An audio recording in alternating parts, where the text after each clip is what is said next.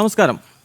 കോൺഗ്രസും പ്രതിപക്ഷ പാർട്ടികളും രാജ്യത്തെ പൊതുജനങ്ങൾക്കിടയിൽ സൃഷ്ടിച്ച വലിയ ആശയക്കുഴപ്പത്തിന് ഇന്ന് അർദ്ധശങ്കയ്ക്കിടയില്ലാത്ത വിധം തെരഞ്ഞെടുപ്പ് കമ്മീഷൻ മറുപടി നൽകിയിരിക്കുകയാണ്. വോട്ട് കൊള്ള എന്ന പേരിൽ പ്രതിപക്ഷ നേതാവ് ഉയർത്തിയ ആരോപണം പച്ചക്കള്ളമാണെന്ന് തെരഞ്ഞെടുപ്പ് കമ്മീഷൻ വ്യക്തമാക്കി കഴിഞ്ഞു. ആരോപണത്തിന് തെളിവുകളുണ്ടെങ്കിൽ 7 ദിവസത്തിനകം സത്യവാങ്മൂലം നൽകണം, അല്ലെങ്കിൽ മാപ്പ് പറയണം. ഈ രണ്ട് കാര്യങ്ങൾക്ക് രാഹുൽ ഗാന്ധി തയ്യാറാകുമോ എന്നതാണ് ഇനി അറിയേണ്ടത്. രാജ്യത്തെ വോട്ടർമാരെ കള്ളന്മാരാക്കാനാണോ ശ്രമിക്കുന്നത് എന്ന ചോദ്യം കൂടി പ്രതിപക്ഷ പാർട്ടികൾക്ക് മുന്നിലേക്ക് തെരഞ്ഞെടുപ്പ് കമ്മീഷൻ ഉന്നയിക്കുകയാണ്. ഈ വിഷയമാണ് ഇന്ന് എഡിറ്റേഴ്സ് ചോയ്സ് വളരെ വിശാലമായി ചർച്ച ചെയ്യുന്നത്. എനിക്കൊപ്പം BJPയിൽ നിന്ന് സുമിത് ജോർജ്, ഒപ്പം രാഷ്ട്രീയ നിരീക്ഷകൻ ഡോക്ടർ K ജയപ്രസാദ്, കോൺഗ്രസ് വക്താവ് സേനാപതി വേണു, ഒപ്പം RJDയിൽ നിന്ന് വർഗീസ് ജോർജ്. അതുപോലെ തന്നെ പ്രിയപ്പെട്ട പ്രേക്ഷകരെയും എഡിറ്റേഴ്സ് ചോയ്സിലേക്ക് സ്വാഗതം ചെയ്യുന്നു. ഈ ചർച്ച ആരംഭിക്കുന്നതിന് മുൻപ് ഒരു വീഡിയോയിലേക്ക്. Gurkirat Singh Dang appears once, twice, 3 times, 4 times in 4 different polling booths in the constituency. मेरे पास एक ही वोटर आईडी है. वेबसाइट पर जब अप्लाई किया पहली बार तब रिजेक्शन आया था, और फिर ऐसे करते हुए 4 वोटर आईडी वहां पर अप्लाई हुए और चारों रिजेक्ट हुए थे. और उसके बाद कुछ ही दिनों में चारों के चारों बनकर घर आ गए. तो मैंने एक रखा और बाकी कैंसिलेशन के लिए फॉर्म 7 जो ECI की वेबसाइट पर ये रिक्वेस्ट चल जाती है, वहां से मैंने कैंसिलेशन रिक्वेस्ट बाकी तीनों के लिए डाला. Gurkirat Singh Dang appears once.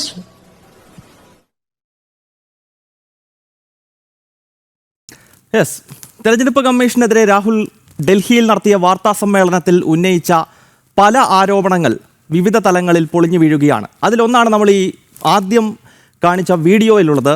Gurkeerat Singh ഡാങ് എന്നയാൾക്ക് 4 വോട്ടുകളുണ്ടെന്നും ഇയാൾ 4 തവണ വോട്ട് ചെയ്തെന്നും രാഹുൽ ആരോപിക്കുന്നുണ്ടായിരുന്നു.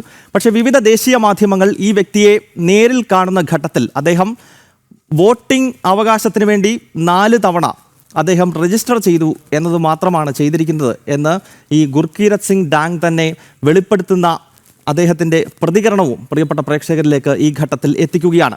തെരഞ്ഞെടുപ്പ് കമ്മീഷൻ ഇന്ന് രാഹുലിനോട് ആവശ്യപ്പെടുന്ന ഒരേ ഒരു കാര്യം, താങ്കൾ ആരോപിക്കുന്ന ആരോപണങ്ങൾക്ക് കഴമ്പുണ്ട് എങ്കിൽ അതിൻ്റെ കൃത്യമായ സത്യവാങ്മൂലം നൽകണം എന്ന് ഒരിക്കൽ കൂടി തെരഞ്ഞെടുപ്പ് കമ്മീഷൻ രാഹുലിന് മുന്നിലേക്ക് നിലപാട് ആവർത്തിക്കുന്നു. ആദ്യം ഈ ചർച്ച ആരംഭിക്കുന്നത് തന്നെ കോൺഗ്രസ് വക്താവ് സേനാപതി വേണുവിൽ നിന്നാണ്. സേനാപതി വേണു, ഇന്നിപ്പോൾ തെരഞ്ഞെടുപ്പ് കമ്മീഷൻ ഇതാദ്യമായല്ല, ഇന്നിപ്പോൾ ഔദ്യോഗികമായി ഒരു വാർത്താ സമ്മേളനം നടത്തിക്കൊണ്ട് സത്യവാങ്മൂലം നൽകൂ അല്ലെങ്കിൽ തെളിവുകൾ നിരത്തൂ എന്ന് തെരഞ്ഞെടുപ്പ് കമ്മീഷൻ പറയുന്നു. ഇതിനു മുൻപ് തന്നെ രാഹുൽ ഈ ആരോപണം ഉന്നയിക്കുന്ന ഘട്ടത്തിൽ തന്നെ കർണാടകയിലെ തെരഞ്ഞെടുപ്പ് കമ്മീഷനാണെങ്കിലും മഹാരാഷ്ട്ര ഉൾപ്പെടെയുള്ള വിവിധ സംസ്ഥാനങ്ങളിലെ കമ്മീഷനുകളാണെങ്കിലും രാഹുലിനോട് തെളിവുകൾ ആവശ്യപ്പെടുന്നുണ്ടായിരുന്നു.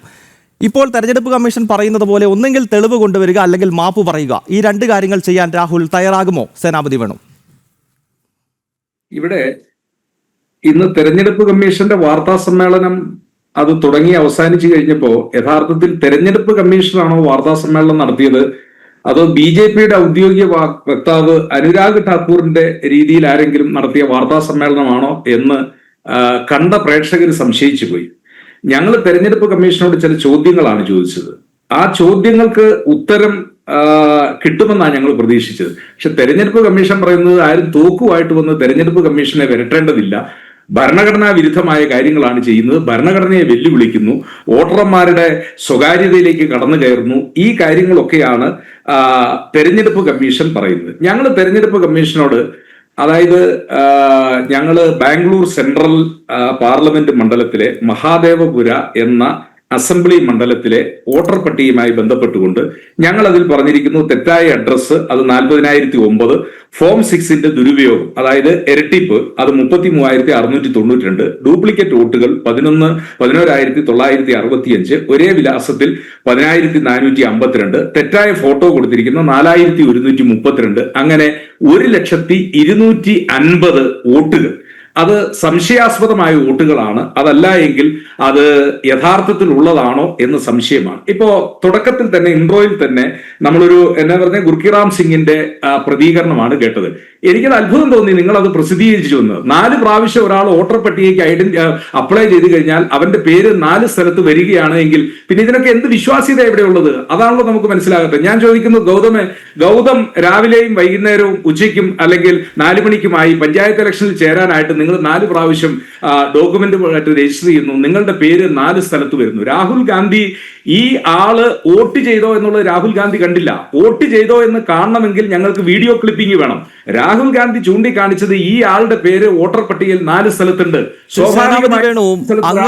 അങ്ങനെ ഒരു ആരോപണം ഉന്നയിക്കുന്ന ഘട്ടത്തിൽ രാജ്യത്തെ ലോക്സഭയുടെ പ്രതിപക്ഷ നേതാവിന് അങ്ങനെ ഒരു ആരോപണം ഉന്നയിക്കാൻ ഈ രാജ്യത്ത് കഴിയും. കാരണം ഇത് ജനാധിപത്യ സ്വഭാവമുള്ള രാഷ്ട്രമാണല്ലോ നമ്മുടേത്. പക്ഷേ അങ്ങനെയാണെങ്കിൽ അതിന്റെ തെളിവുകൾ കൃത്യമായി എന്തുകൊണ്ട് തെരഞ്ഞെടുപ്പ് കമ്മീഷന് മുമ്പിൽ ഹാജരാക്കാൻ നിങ്ങൾ തയ്യാറാകുന്നില്ല? തെരഞ്ഞെടുപ്പ് കമ്മീഷൻ എത്ര തവണ ആവശ്യപ്പെട്ട് കഴിഞ്ഞു? സത്യവാങ്മൂലം കൊടുക്കുന്നേ കൊണ്ടുപോയിട്ട്. ഞങ്ങളല്ലെന്നേ തെളിവ് തരേണ്ടത്. ഇതിന്റെ വീഡിയോ ഫുട്ടേജ് ഈ ആൾ എവിടെയെങ്കിലും 4 സ്ഥലത്ത് വോട്ട് ചെയ്തിട്ടുണ്ടോ എന്നുള്ളത്, ആ പോളിംഗ് ബൂത്തിൽ നടന്നിരിക്കുന്ന വോട്ടിംഗ്, രാവിലെ മുതൽ വൈകുന്നേരം വരെ നടന്നിരിക്കുന്ന വോട്ടിംഗിന്റെ വീഡിയോ ഫുട്ടേജ് ഇലക്ഷൻ കമ്മീഷന്റെ കയ്യിലാണ്, ഞങ്ങളുടെ കയ്യിലില്ല. ഞങ്ങളുടെ കയ്യിൽ ഉണ്ടെങ്കിൽ ഞങ്ങൾ ചെയ്യില്ലേ? ഇപ്പൊ ചോദിക്കുന്ന ചോദ്യം എന്താ, നിങ്ങൾ 45 ദിവസത്തിനുള്ളിൽ എന്തേ ബന്ധപ്പെടാത്തെ? ഞങ്ങൾ 6 മാസം എടുത്തു.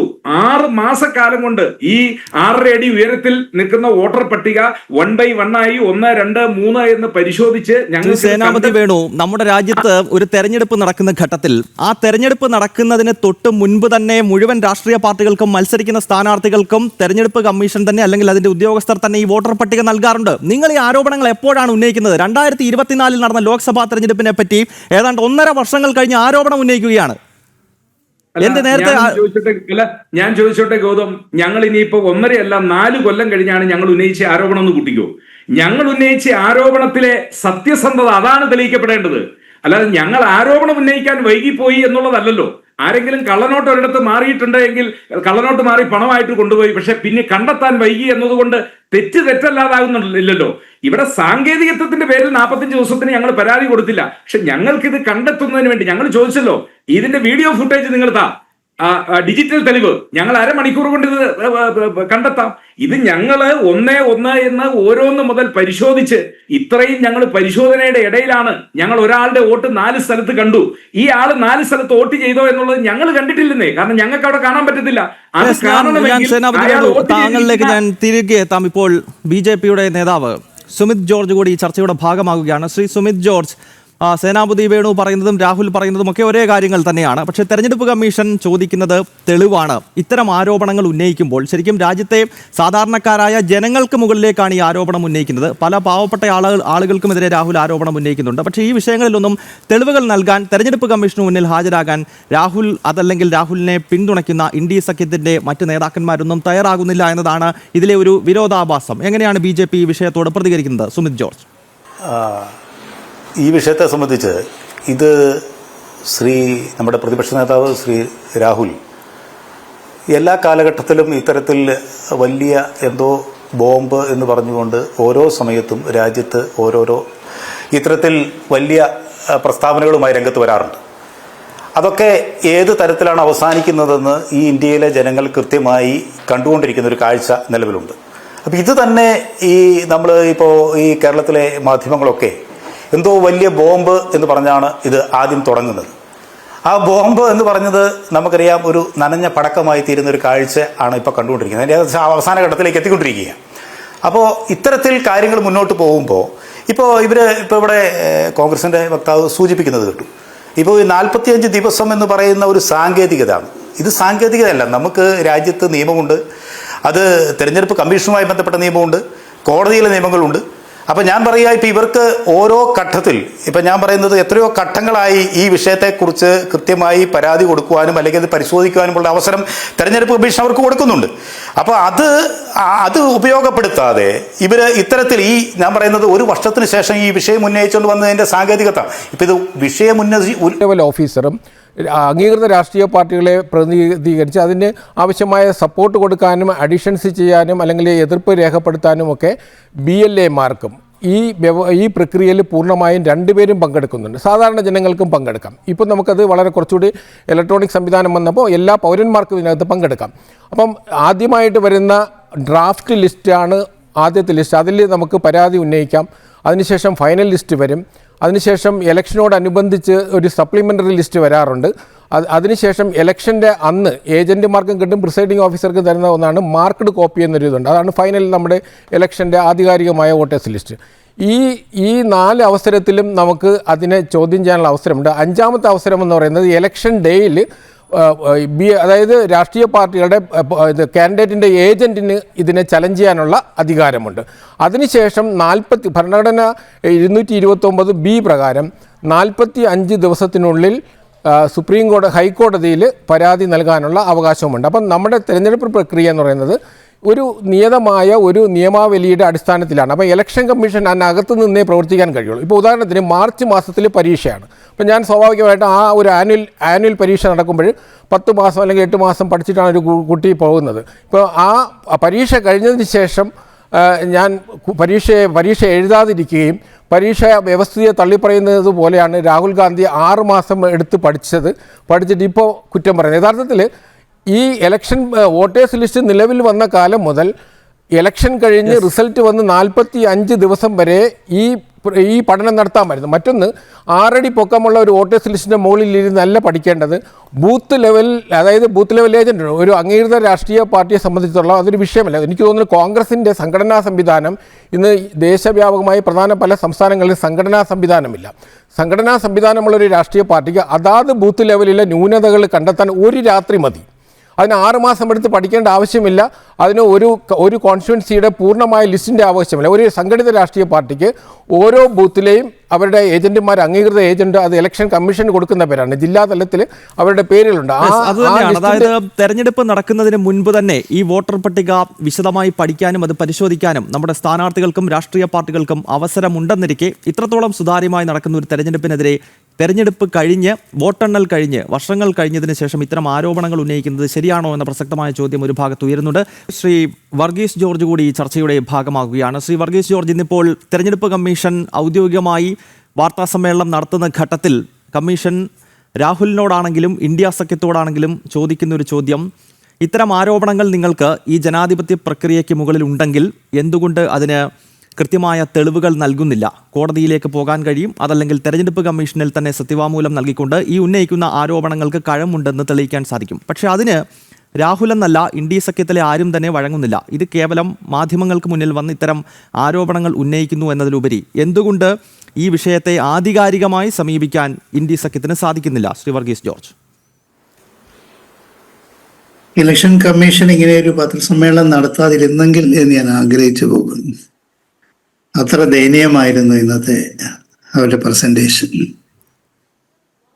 അതിനു മുമ്പ് രാഷ്ട്രീയ നിരീക്ഷകനും BJP വക്താവും പറഞ്ഞ സാങ്കേതികതയിലേക്ക് ഞാൻ ഒന്ന് വരാം. ഈ 45 ദിവസത്തെ സാങ്കേതികതയിലാണോ ഈ പ്രശ്നത്തെ അഡ്രസ് ചെയ്യാൻ പോകുന്നത്? എന്തുകൊണ്ടാണ് ഇങ്ങനെ ഒരു ഇഷ്യൂ ഉണ്ടായത് തന്നെ? മഹാദേവപുരം അസംബ്ലി സെഗ്മെന്റിൽ കോൺഗ്രസിന് വിജയസാധ്യതയുണ്ടെന്ന് അവർ കരുതിയിരുന്നു. എന്നാൽ അവിടെ ഉണ്ടായ പരാജയം അവരെ ആശ്ചര്യപ്പെടുത്തി. അതുകൊണ്ട് അവർ അസംബ്ലി സെഗ്മെന്റിനെ കുറിച്ച് ഒന്ന് പഠിക്കാൻ തീരുമാനിച്ചു. അങ്ങനെ വോട്ടർ പട്ടിക പരിശോധിച്ചപ്പോഴാണ് 1,00,000-ൽ കൂടുതൽ വ്യാജ വോട്ടർമാർ അവിടെ ഉണ്ടെന്ന് മനസ്സിലായത്. നമ്മുടെ നിരവധി ചാനലുകൾ തന്നെ അവിടെ പോയി ഒരു വീട്ടിൽ 52 വോട്ടർമാരുള്ള സ്ഥലത്ത് പോയി അവിടെ ആകെ 1 വോട്ടർ മാത്രമാണുള്ളതെന്ന് നിജപ്പെടുത്തിയിട്ടുണ്ട്. അങ്ങനെ ഒരു സാഹചര്യത്തിലാണ് ഇത് പഠിച്ചത്.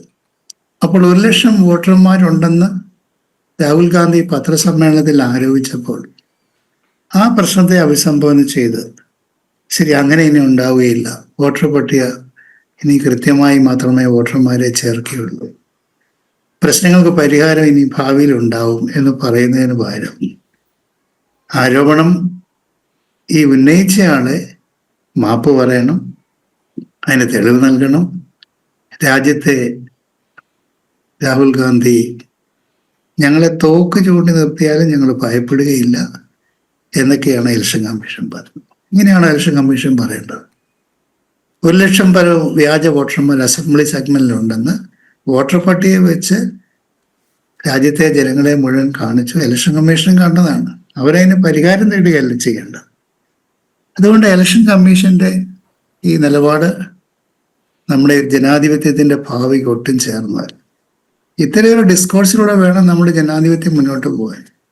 ഇപ്പൊ കഴിഞ്ഞ തവണ ജനം ചർച്ചയിൽ ബീഹാർ ഇലക്ഷനെ കുറിച്ചുള്ള ചർച്ചയിൽ വേണു ഉണ്ടായിരുന്നു, ഞങ്ങളെല്ലാവരും ഉണ്ടായിരുന്നു. അന്നുള്ള ഒരു പ്രധാനപ്പെട്ട ചർച്ച എന്തുകൊണ്ട് ഇലക്ഷൻ കമ്മീഷൻ കൊടുത്ത ID സ്വീകരിക്കുന്നില്ല, ആധാർ സ്വീകരിക്കുന്നില്ല. അങ്ങനെ വലിയ സമ്മർദ്ദം ഉണ്ടായപ്പോൾ ഇപ്പോൾ സുപ്രീം കോടതി തന്നെ പറഞ്ഞില്ലേ ഇലക്ഷൻ കമ്മീഷന്റെ ID സ്വീകരിക്കണം, ആധാർ സ്വീകരിക്കണമെന്ന്. ഈ ഒരു ഡിസ്കോഴ്സിലൂടെയാണ് നമുക്ക് ജനാധിപത്യത്തെ പരിപോഷിപ്പിക്കാൻ സാധിക്കുന്നത്. അല്ലാതെ ഒരിക്കലും ഒരു തീരുമാനമെടുത്താൽ അത് പൂർണ്ണ വിരാമമാണ്, അതിനപ്പുറത്തേക്കില്ല, 45 ദിവസത്തേക്കില്ല. 45 ദിവസത്തിന് ശേഷം ഒന്നും ചെയ്യാൻ സാധിക്കത്തില്ല, അവിടുത്തെ ഇലക്ഷൻ റദ്ദ് ചെയ്യാൻ സാധിക്കത്തില്ല. പക്ഷെ അതിനൊരു ധാർമ്മിക, നൈതിക, നിയമപരമായ വ്യവസ്ഥ വേണ്ടേ ഭാവിയിൽ ഇത് ആവർത്തിക്കാതിരിക്കാൻ? നിങ്ങൾ എന്തുകൊണ്ട് 45 ദിവസം കൊടുത്തില്ല എന്ന് പറഞ്ഞോടുകൂടി ഈ പ്രശ്നം തീർന്നോ? വർഗീസ് ജോർജ്, ഈ നിയമപരമായ വ്യവസ്ഥ എന്ന് പറയുമ്പോൾ സ്വാഭാവികമായും കമ്മീഷന് മുന്നിലെത്തി തങ്ങൾ ഉന്നയിക്കുന്ന ആരോപണങ്ങൾ ഇതാണ്, ഇതിന്റെ തെളിവുകൾ ഇതാണ് എന്ന് പറയേണ്ടതിന് പകരം മാധ്യമങ്ങൾക്ക് മുന്നിൽ വന്ന് വാർത്താ സമ്മേളനം നടത്തുന്നത് മാത്രമല്ലല്ലോ ഒരു പ്രതിപക്ഷ നേതാവ് ചെയ്യേണ്ടത്. കമ്മീഷൻ ഒരിക്കലും പറഞ്ഞിട്ടില്ല ഈ വിഷയം ചർച്ച ചെയ്യില്ല അല്ലെങ്കിൽ ഇത് പരിഗണിക്കില്ല എന്ന്. പക്ഷേ ഒരു പ്രധാനപ്പെട്ട പദവിയിലിരിക്കുന്ന ഒരു നേതാവെന്ന നിലയിൽ ഇത്തരം ആരോപണങ്ങൾ ഉന്നയിക്കുമ്പോൾ അത് കൃത്യമായിട്ട് തന്നെ തെളിയിക്കുവാനുള്ള ധാർമ്മികമായ അവകാശവും രാഹുലിനുണ്ടല്ലോ. ഗൗത, ഇതിൽ കൂടുതൽ എന്ത് തെളിവാണ് വേണ്ടത്? വോട്ടർ പട്ടികയിലെ വീട്ടു നമ്പർ, വോട്ടറുടെ നമ്പർ, പിതാവിന്റെ പേര് ഉൾപ്പെടെയുള്ളത് കാണിച്ചുകൊണ്ടല്ലേ ഇത് ചെയ്തിട്ടുള്ളത്. ഇതിൽ കൂടുതൽ എന്ത് തെളിവാണ് വേണ്ടത്? അതുകൊണ്ട് ഇലക്ഷൻ കമ്മീഷനെ സംബന്ധിച്ച് അവരുടെ വിശ്വാസ്യതയ്ക്കും മറ്റും ഉണ്ടായ ഒരു ചോദ്യചിഹ്നത്തെ അവർ അഭിസംബോധന ചെയ്യേണ്ടതിന് പകരം ഉന്നയിച്ച ആളെ ഒറ്റപ്പെടുത്താനാണ് ഇപ്പൊ ശ്രമിച്ചുകൊണ്ടിരിക്കുന്നത്. രാഹുൽ ഗാന്ധി തെളിവ് കൊടുക്കുകയോ ഇല്ലയോ എന്നുള്ളത് ഇനി ഇന്ത്യ മുന്നണി തീരുമാനിക്കേണ്ടതാണ്, കോൺഗ്രസ് പാർട്ടി തീരുമാനിക്കേണ്ടതാണ്. പക്ഷെ അതിനെ ഇലക്ഷൻ കമ്മീഷൻ സമീപിക്കുന്ന രീതി എന്താണ്? ഇങ്ങനെയാണോ സമീപിക്കേണ്ടത്? ഇനി ഭാവിയിൽ BJP പ്രതിപക്ഷത്താണെന്ന് വെച്ചു, BJPക്ക് തന്നെ ഗുണകരമാണോ ഈ സമീപനം? ഇലക്ഷൻ കമ്മീഷനോട് ഒരു പരാതി ഉന്നയിച്ചാൽ അങ്ങനെയാണോ ഇലക്ഷൻ കമ്മീഷൻ പ്രതികരിക്കേണ്ടത്? അതുകൊണ്ട് നമ്മുടെ ഡെമോക്രസിയിൽ എനിക്ക് തോന്നുന്നു ഇത് BJPക്ക് തന്നെ വളരെ ദോഷകരമായൊരു കാര്യമാണ്. ഇപ്പൊ ബീഹാറിലെ തന്നെ ഇവിടെ സൂചിപ്പിച്ചല്ലോ ചർച്ചയ്ക്കുള്ളിൽ, ബീഹാറിലെ 60 ലക്ഷം പേരെ ഇലക്ഷൻ കമ്മീഷൻ ഔപചാരികമായി അവരുടെ പ്രസ് റിലീസിൽ പറഞ്ഞു ഒഴിവാക്കി കഴിഞ്ഞു. ആ ഒഴിവാക്കിയതിൽ ധാരാളം പ്രശ്നങ്ങളുണ്ടെന്ന് പിന്നീട് മനസ്സിലായുണ്ടല്ലോ. അതുകൊണ്ടല്ലേ ധാരാളം അപ്പീലുകൾ വരുന്നത്. അപ്പൊ നമ്മുടെ ഒരു കാര്യവും ഒരു അവസാനമല്ല. ഈ ഒരു ഡിസ്കോഴ്സ് തുടരണം. ഞാനിവിടെ ഭരണകക്ഷി അല്ലെ പ്രതിപക്ഷം എന്നുള്ള നിലയിലല്ല കാണും. ഇവിടെ ഡെമോക്രസിയെ നമുക്ക് എനേബിൾ ചെയ്യണമെങ്കിൽ ഈ ഒരു പാരസ്പര്യത്തിലൂടെ നമുക്ക് മുന്നോട്ട് പോകാൻ സാധിക്കും. ഏതായാലും രാഹുൽ ഗാന്ധി ഉന്നയിച്ച പ്രശ്നം ഒരു ഇഷ്യൂ തന്നെയാണല്ലോ. ഇപ്പോൾ രാജ്യത്തിന്റെ പല ഭാഗങ്ങളിലും ജനങ്ങൾ വോട്ടർ പട്ടിക പരിശോധിക്കാൻ തുടങ്ങിയല്ലോ. കേരളം ഉൾപ്പെടെയുള്ള സ്ഥലങ്ങളിൽ വോട്ടർ പട്ടിക പരിശോധിക്കാൻ തുടങ്ങി. ഇപ്പൊ രാഷ്ട്രീയ പാർട്ടികൾക്ക് തന്നെ അതിന് വലിയ ഒരു വിമർശനമായിട്ട് വന്നിട്ടുണ്ട്. ഒരു ബൂത്തിൽ കൂടി വന്നാൽ 1100 വോട്ട് കാണും. ഈ പറഞ്ഞതുപോലെ ഇവിടെ തലേന്നെങ്കിലും ഇതൊന്ന് പരിശോധിക്കേണ്ട ഈ വോട്ടർമാര്. പൊളിറ്റിക്കൽ പാർട്ടീസിന് വിമർശനമുണ്ട്, വളരെ കാഷ്വലായിട്ട് കാര്യങ്ങൾ എടുക്കുന്നു. പണ്ട് ഇങ്ങനെ അല്ല, അന്ന് ഇത്രയും മീഡിയയും ഡിജിറ്റൽ മീഡിയയും TV ഒന്നുമില്ല. സാധാരണ പാർട്ടി പ്രവർത്തകർ വീട് വീടാൻ തന്നെ നടക്കും. ഇലക്ഷൻ കമ്മീഷനും പ്രശ്നമുണ്ട്. ഞാൻ വർഗീസ് ജോർജിലേക്ക് തിരിച്ചെത്താം. ശ്രീ സുമിത് ജോർജ്, ഇപ്പോൾ ഇവിടെ RJDയുടെ പ്രതിനിധിയാണെങ്കിലും നേരത്തെ സേനാപതി വേണുവാണെങ്കിലും ആരോപണത്തിൻ്റെ മുനയെത്തുന്നത് BJPയിലേക്കാണ്. അതായത് വളരെ ബോധപൂർവമായി ഈ വോട്ടർ പട്ടികയിൽ നിന്നും വലിയൊരു വിഭാഗത്തെ ഒഴിവാക്കുന്നു എന്ന നിലയിലേക്ക് ആരോപണം ഉന്നയിക്കുന്നുവെന്ന് മാത്രമല്ല, തെരഞ്ഞെടുപ്പ് ആസന്നമാകുന്ന ബീഹാറിൽ ഇന്നിപ്പോൾ രാഹുൽ എത്തി അവിടെ ഒരു പദയാത്രയൊക്കെ ആരംഭിച്ചിരിക്കുകയാണ്. സുമിത്, ഇപ്പോൾ ഈ പറഞ്ഞ അവസാനിപ്പിച്ച് ചേർത്തതെന്നാണ് ഞാൻ തുടങ്ങുന്നത്. ബീഹാറിൽ പദയാത്ര ആരംഭിക്കുന്നതുമായി ബന്ധപ്പെട്ട് അദ്ദേഹത്തിന് രാജ്യത്ത് ഒരു മുഖം സൃഷ്ടിക്കേണ്ടതായുണ്ട്. ഇപ്പോ മുഖം നഷ്ടപ്പെട്ടിരിക്കുന്ന പ്രതിപക്ഷ നേതാവിന് എന്തോ ഈ രാജ്യത്ത് വലുതായി ചെയ്യുന്നു, അല്ലെങ്കിൽ രാജ്യത്തെ ജനങ്ങളുടെ രക്ഷകനായി മാറുന്നു എന്ന തരത്തിലുള്ള ഒരു മുഖത്തിലേക്ക് അദ്ദേഹത്തെ ഉയർത്തിക്കൊണ്ടുവരേണ്ട ഒരു ഉത്തരവാദിത്വം ചില മാധ്യമങ്ങളും അല്ലെങ്കിൽ ഇവര് ഇന്ത്യ സഖ്യമല്ലാട് കൂടി എടുത്തിരിക്കുന്നതിന്റെ ഭാഗമായാണ് ഇത്തരത്തിലൊരു ആരോപണവുമായി രംഗത്ത് വന്നിരിക്കുക. ഇപ്പൊ ഇവിടെ എനിക്ക് മുമ്പ് സംസാരിച്ച അദ്ദേഹം പറഞ്ഞത്, ഇപ്പോൾ ഇത് നമ്മളൊരു 45 ദിവസത്തെ ഒരു ക്രൈറ്റീരിയ ഒക്കെ വേണോ? ഇത് നമ്മൾ ഇതിന്റെ അകത്ത് ഇത്തരത്തിലൊരു ആരോപണം ഇത് ശരിയാണെങ്കിൽ അത് മുഖവിലക്കെടുക്കണ്ടേ? ഞാൻ പറയുന്നത് രാജ്യത്ത് ഒരു നിയമം നിലനിൽക്കുന്നുണ്ട്. ഇത് അദ്ദേഹം തന്നെ പറഞ്ഞു, ഇത് നമുക്ക് ബൂത്ത് ലെവൽ മുതൽ കാര്യങ്ങൾ മുന്നോട്ട് കൊണ്ടുപോകുന്നതാണ്. ഇതിന് പരിശോധിക്കുവാൻ പല ഘട്ടങ്ങളുണ്ട്. ആ ഘട്ടങ്ങളെല്ലാം കവർന്ന് ഇനി ശരി അതെല്ലാം കഴിയട്ടെ. ഇപ്പോൾ അത് ഉന്നയിച്ചു. ഈ ഉന്നയിച്ചപ്പോൾ ഞങ്ങൾ ചോദിക്കുന്നത്, ഇപ്പോൾ ഇവർ ഉന്നയിച്ചു ഇതുവരെ ഇന്ന ഡേറ്റ് വരെ ഇതിനെ സംബന്ധിച്ച് കൃത്യമായ ഒരു പരാതി ഇലക്ഷൻ കമ്മീഷന് ഇന്ന കുഴപ്പങ്ങളുണ്ട്, ഇന്ന പ്രശ്നങ്ങളുണ്ടെന്ന് പറഞ്ഞൊരു പരാതി സമർപ്പിക്കുവാൻ ഈ ബഹുമാനപ്പെട്ട പ്രതിപക്ഷ നേതാവിന് സാധിച്ചിട്ടുണ്ടോ എന്നാണ് ഞങ്ങൾ ചോദിക്കുന്നത്. അതെന്തുകൊണ്ടാണ് സാധിക്കാത്തത്? ഈ ആരോപണം എന്ന് പറയുന്നത് ഇവിടെ ചാനലുകൾ പറയുന്നത് കേട്ടു, എന്തൊരു ഭയങ്കര പ്രസന്റേഷൻ. ഈ രാഹുൽ ഗാന്ധിക്ക് ഇത്തരത്തിലൊരു പ്രസന്റേഷൻ നടത്തുന്ന പോലെ ഈ രാജ്യത്ത് മറ്റേതെങ്കിലും ഒരു നേതാവിന് ഒരു പ്രസന്റേഷൻ നടത്തുവാൻ സാധിക്കുമോ? ഒരു ചാനലുകാർ പറഞ്ഞു ഇതാ ഇന്ത്യക്കാരൻ, നിങ്ങൾ ഇന്ത്യക്കാരനെ കാണൂ. അപ്പോഴാണ് നമ്മൾ രാജ്യത്തുള്ള ഈ ഭാരതീയരെല്ലാവരും ഒരു ഇന്ത്യക്കാരനെ കാണുന്നത്. അങ്ങനെ എത്രയോ മഹത്തരമായ നീക്കങ്ങളാണ് അദ്ദേഹം നടത്തിയത്. എന്നിട്ട് അവസാനം എന്താണ് സംഭവിച്ചത്? ഈ ബോംബ് അവിടെ പോയി. ഇപ്പൊ നിങ്ങൾ ഈ പറയുന്ന BJP അല്ലല്ലോ ഇതൊന്നും ചെയ്തത്. ഇതിന്റെ ഈ പറയുന്ന രേഖയിൽ അതിന്റെ അകത്ത് ഡബിളിംഗ് ഉണ്ട്. അത് പറയുന്ന 6 മാസത്തിലധികം ഒരാൾ ഒരു സ്ഥലത്ത് താമസിച്ചാൽ അദ്ദേഹത്തിന്റെ വോട്ടർ പട്ടികയിൽ പേര് ചേർക്കാം. അദ്ദേഹത്തിന്റെ പേര് അപ്പുറത്ത് 6 മാസം മുമ്പ് താമസിച്ച സ്ഥലത്ത് ആ പേര് അവിടെ നിന്ന് നീക്കം ചെയ്തിട്ടില്ലെങ്കിൽ അവിടെ പേര് ഡബിളിംഗ് ഉണ്ടാകും. പക്ഷെ അദ്ദേഹം രണ്ടാമത് അവിടെയും ഇവിടെയും വോട്ട് ചെയ്തെങ്കിൽ മാത്രമേ അത് കള്ളവോട്ടായി മാറുന്നുള്ളൂ. അപ്പുറത്ത് ചെയ്തില്ല ഇപ്പുറത്ത് മാത്രമേ ചെയ്തുള്ളൂ എങ്കിൽ പിന്നെ എങ്ങനെയാണ് അത് കള്ളവോട്ടായി മാറുക? അപ്പൊ അത് നമ്മൾ വെറുതെ ഇതിങ്ങനെ ജനങ്ങളിൽ തെറ്റിദ്ധാരണ വരുത്തിക്കൊണ്ട് വെറുതെ ഒരു മൂടുപടം ഉണ്ടാക്കിക്കൊണ്ട് പോകുന്ന രീതി വിട്ടിട്ട് കൃത്യമായി നിങ്ങൾ നമ്പർ വൈസ് ഈ കാര്യങ്ങളെ അവതരിപ്പിക്കുവാൻ അദ്ദേഹം നടത്തിയ പ്രകടനത്തിനനുസൃതമായി മുന്നോട്ട് കാര്യങ്ങൾ കൊണ്ടുവരുവാൻ അദ്ദേഹത്തിന് ഒരിക്കലും കഴിഞ്ഞിട്ടില്ല എന്ന് മാത്രമല്ല ഇനിയും കഴിയുകയില്ല. അതിവിടുത്തെ ജനങ്ങൾ മനസ്സിലാക്കിക്കൊണ്ടിരിക്കുന്നതിന്റെ ഒരു ബുദ്ധിമുട്ടാണ് ഇവർക്കുള്ളത്. ഇവരെന്തോ ഈ ഇലക്ഷൻ ആയപ്പോഴത്തേനും പാർലമെന്റ് ഇലക്ഷൻ ആയപ്പോഴത്തേനും BJP എന്തോ ഭയങ്കര സംവിധാനം. ഞാൻ ചോദിക്കട്ടെ, EVM മെഷീനെ ആയിരുന്നല്ലോ ഇത്രയും കാലം കുറ്റം പറഞ്ഞിരുന്നത്. EVM മെഷീനിൽ കൂടെ അത്രയും സംവിധാനം എല്ലാ കാലത്തും തട്ടിപ്പ് നടത്തുന്നതായിരുന്നു BJP. അങ്ങനെയായിരുന്നെങ്കിൽ രാജ്യത്ത് എത്രയോ സംസ്ഥാനങ്ങളിൽ BJP നഷ്ടപ്പെട്ടു, ഒറ്റയ്ക്ക് ഭരിക്കുവാൻ സാധിച്ചില്ല. അങ്ങനെയാണെങ്കിൽ ഈ തട്ടിപ്പ് നടത്തി അങ്ങോട്ടേക്ക് ഭരിച്ചാൽ പോരായിരുന്നു. അത് ചെയ്തില്ലല്ലോ. അപ്പൊ പറയുകയാണ് ഇപ്പോ നമ്മൾ ഈ വോട്ടിങ്ങിലാണ് തിരിമറി നടത്തുന്നത്. വോട്ടിങ്ങിൽ തിരിമറി നടത്താനാണെങ്കിൽ പിന്നെ EVM തിരിമറിയാണെന്ന് നിങ്ങൾ പറയരുത്. ഏതെങ്കിലും ഒരു വിഷയത്തിൽ ഉറച്ചു നിൽക്കാൻ സാധിക്കുന്നുണ്ടോ? അത് ഒരിക്കലും നിങ്ങൾക്ക് സാധിക്കുന്നില്ല. ആരോപണത്തിലും നിങ്ങൾക്ക് ഒരിക്കലും നിങ്ങളുടെ നിലപാടുകളിൽ ഉറച്ചു നിൽക്കുവാൻ കോൺഗ്രസിന് കഴിയുന്നില്ല എന്നുള്ളത് അതിന്റെ കുറ്റം BJPയുടെ തലയിലേക്ക് കെട്ടിവെച്ചിട്ട് കാര്യമില്ല. അത് നിങ്ങളുടെ മാത്രം കുഴപ്പമാണ്, നിങ്ങളുടെ നേതൃത്വത്തിന്റെ കുഴപ്പമാണ്, നിങ്ങൾ വെക്കുന്ന ആശയങ്ങളുടെ കുഴപ്പമാണ്. എല്ലാ കാലത്തും അത് തകരുകയാണ്, ഇനിയും തകരുകയാണ്. തെരഞ്ഞെടുപ്പ് കമ്മീഷൻ കൃത്യമായിട്ട് പറഞ്ഞു 7 ദിവസത്തിനകത്ത് നിങ്ങൾ ഈ രാജ്യത്തെ ജനങ്ങളോട് മാപ്പ് പറയണം, അല്ലെങ്കിൽ കൃത്യമായി അതിനെ സംബന്ധിച്ച് സത്യവാങ്മൂലം കൊടുക്കണം. അത് നിങ്ങൾ പാലിക്കാൻ തയ്യാറാകണം. അതാണ് ഈ രാജ്യത്തെ നിയമം. അത് ആദ്യത്തെ നിയമം പാലിക്കാൻ തയ്യാറാകണ്ടേ? വെറുതെ കാഷ്വലായിട്ട് പറയുകയാണോ? ഇതൊരു വെറും സിമ്പിൾ അല്ലേ, ഇത് ഇങ്ങനെ പറഞ്ഞില്ലേ, അതുകൊണ്ട് നിങ്ങളൊന്ന് പരിഗണിക്കണ്ടേ? അത് രാഹുൽ ഗാന്ധി പറഞ്ഞതല്ലേ, ഇങ്ങനെയൊക്കെ കിടപ്പില്ലേ, അതൊന്ന് നോക്കിയാൽ എന്താ കുഴപ്പം? വെറുതെ ഞങ്ങളെടുത്ത് നോക്കണോ? പരാതിക്കാരൻ പരാതി കൊടുക്കണം. അപ്പൊ അതിനെ സംബന്ധിച്ച് രാജ്യത്ത് അതിന് സംവിധാനം ഉണ്ട്, പരിശോധിക്കും. അങ്ങനെയല്ലേ മുന്നോട്ട് പോവുക. അല്ലാണ്ട് വെറുതെ ഇതിനെ ഇത്രയും കാഷ്വലായിട്ട് കാണുന്നത് ഒരു ഭരണഘടനാ സംവിധാനത്തിൽ ഈ ലോകത്തെ ഏറ്റവും വലിയൊരു ജനാധിപത്യ സംവിധാനം മുന്നോട്ട് പോകുമ്പോൾ അതിനെ വെല്ലുവിളിച്ചുകൊണ്ട് ഒരു പത്രസമ്മേളനം നടത്തിയിട്ട് അത് വെറുതെ ഇരുന്ന് ഇങ്ങനെ തരം താണ പ്രവർത്തനങ്ങളിലേക്ക് പോകുന്നത് ശരിക്കും നാണക്കേടാണ് എന്നുള്ളതാണ് ഞങ്ങൾക്ക് പറയാനുള്ളത്. നിങ്ങൾ പറഞ്ഞല്ലോ ഇന്ത്യക്കാരനും ഭാരതീയക്കാരനും ഞങ്ങൾക്ക് നാണക്കേടാണ് ഇത്തരത്തിൽ പറയുമ്പോൾ. രാജ്യത്ത് ആൾക്കാർ കണ്ടുകൊണ്ടിരിക്കുക. യെസ്, വളരെ ഗൗരവമുള്ള വിഷയം തന്നെയാണ് സുമിത് ജോർജ് ചൂണ്ടിക്കാണിച്ചത്. ശ്രീ സേനാപതി വേണു, ഈ രാഹുലിനെ സംബന്ധിച്ചിടത്തോളം അദ്ദേഹത്തിന് നമ്മുടെ ഭരണഘടനാ സ്ഥാപനങ്ങളിൽ വിശ്വാസമില്ല, കോടതികളിൽ വിശ്വാസമില്ല. ഇപ്പോൾ ഉദാഹരണമായി പറഞ്ഞാൽ നമ്മുടെ സൈന്യത്തെ പോലും വിശ്വസിക്കാത്തൊരു നേതാവാണ്. നമ്മളത് ബാലാക്കോട്ടിൻ്റെ സമയത്തും സർജിക്കൽ സ്ട്രൈക്കിൻ്റെ സമയത്തും ഏറ്റവും ഒടുവിൽ ഓപ്പറേഷൻ സിന്ദൂരിൻ്റെ സമയത്തുമൊക്കെ നമ്മുടെ സൈന്യം ഒരു കാര്യം പറഞ്ഞാൽ പോലും അദ്ദേഹത്തിന് അതിലൊന്നും വലിയ വിശ്വാസമൊന്നുമില്ല. അദ്ദേഹത്തിൻ്റെതായ ഒരു നിലപാടിലൂടെ എന്തൊക്കെയോ വിളിച്ചു പറയും. ഇപ്പോൾ തെരഞ്ഞെടുപ്പ് കമ്മീഷൻ അതൊരു ഭരണഘടനാ സംവിധാനമാണ്, അതിലും രാഹുൽ വിശ്വസിക്കുന്നില്ല. ഭരണഘടനാ വിരുദ്ധമായി കമ്മീഷൻ പ്രവർത്തിക്കുന്നുവെന്നാണ് ആരോപണം. ഇതെന്ത് സന്ദേശമാണ് ഈ പ്രതിപക്ഷ നേതാവ് നമ്മുടെ രാഷ്ട്രത്തിന് നൽകുന്നത്?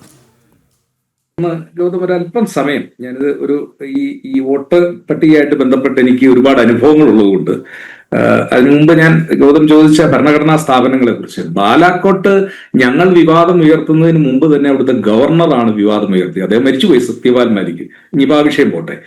ഞങ്ങൾ പറഞ്ഞ കാര്യം സിംഗപ്പൂരിലെ വിദ്യാർത്ഥി സമൂഹത്തോട് ചർച്ച ചെയ്തത് കമ്പൈൻഡ് ഡിഫൻസ് സ്റ്റാഫിന്റെ അനിൽ ചൗഹാനാണ്. രാഹുൽ ഗാന്ധി പറഞ്ഞ കാര്യം. രാഹുൽ ഗാന്ധി പാർലമെന്റിൽ ചോദിച്ചതിന് 98ാമത്തെ ദിവസമാണ് വ്യോമസേനാ അധിപന്റെ AP സിംഗിന്റെ, അമൃതപാൽ സിംഗിന്റെ ഒരു മറുപടി ഉണ്ടായത്. അത് നേരത്തെ വന്നിരുന്നെങ്കിൽ സംശയമൊന്നുമില്ല, അതവിടെ നിൽക്കട്ടെ. ഇപ്പോ നമ്മുടെ മുമ്പിലുള്ള നമ്മൾ ചർച്ച ചെയ്യുന്ന വിഷയം എന്ന് പറയുന്നത് വോട്ടർ പട്ടികയിലെ ക്രമക്കേടാണ്. അതൊരു യാഥാർത്ഥ്യമാണ്. അത് യാഥാർത്ഥ്യമായതുകൊണ്ടാണല്ലോ, വോട്ടർ പട്ടികയിൽ ക്രമക്കേടുള്ളത് കൊണ്ടാണല്ലോ, ഉണ്ടായിരുന്നത് കൊണ്ടാണല്ലോ കെ സുരേന്ദ്രൻ 2016 തെരഞ്ഞെടുപ്പുമായി ബന്ധപ്പെട്ട് ഇരട്ട വോട്ടിനെ സംബന്ധിച്ച് അദ്ദേഹം കേസിന് പോയത്. ഞാൻ ഇരട്ട വോട്ടിൽ തെരഞ്ഞെടുപ്പിൽ പരാജയപ്പെട്ട ഒരു രക്തസാക്ഷിയാണ്. ഞാൻ അതുകൂടി പറയാൻ ആഗ്രഹിക്കുക. 2016 നിയമസഭാ തെരഞ്ഞെടുപ്പിൽ ഞാൻ പരാജയപ്പെടുന്നത് 1109 വോട്ടിനാണ്.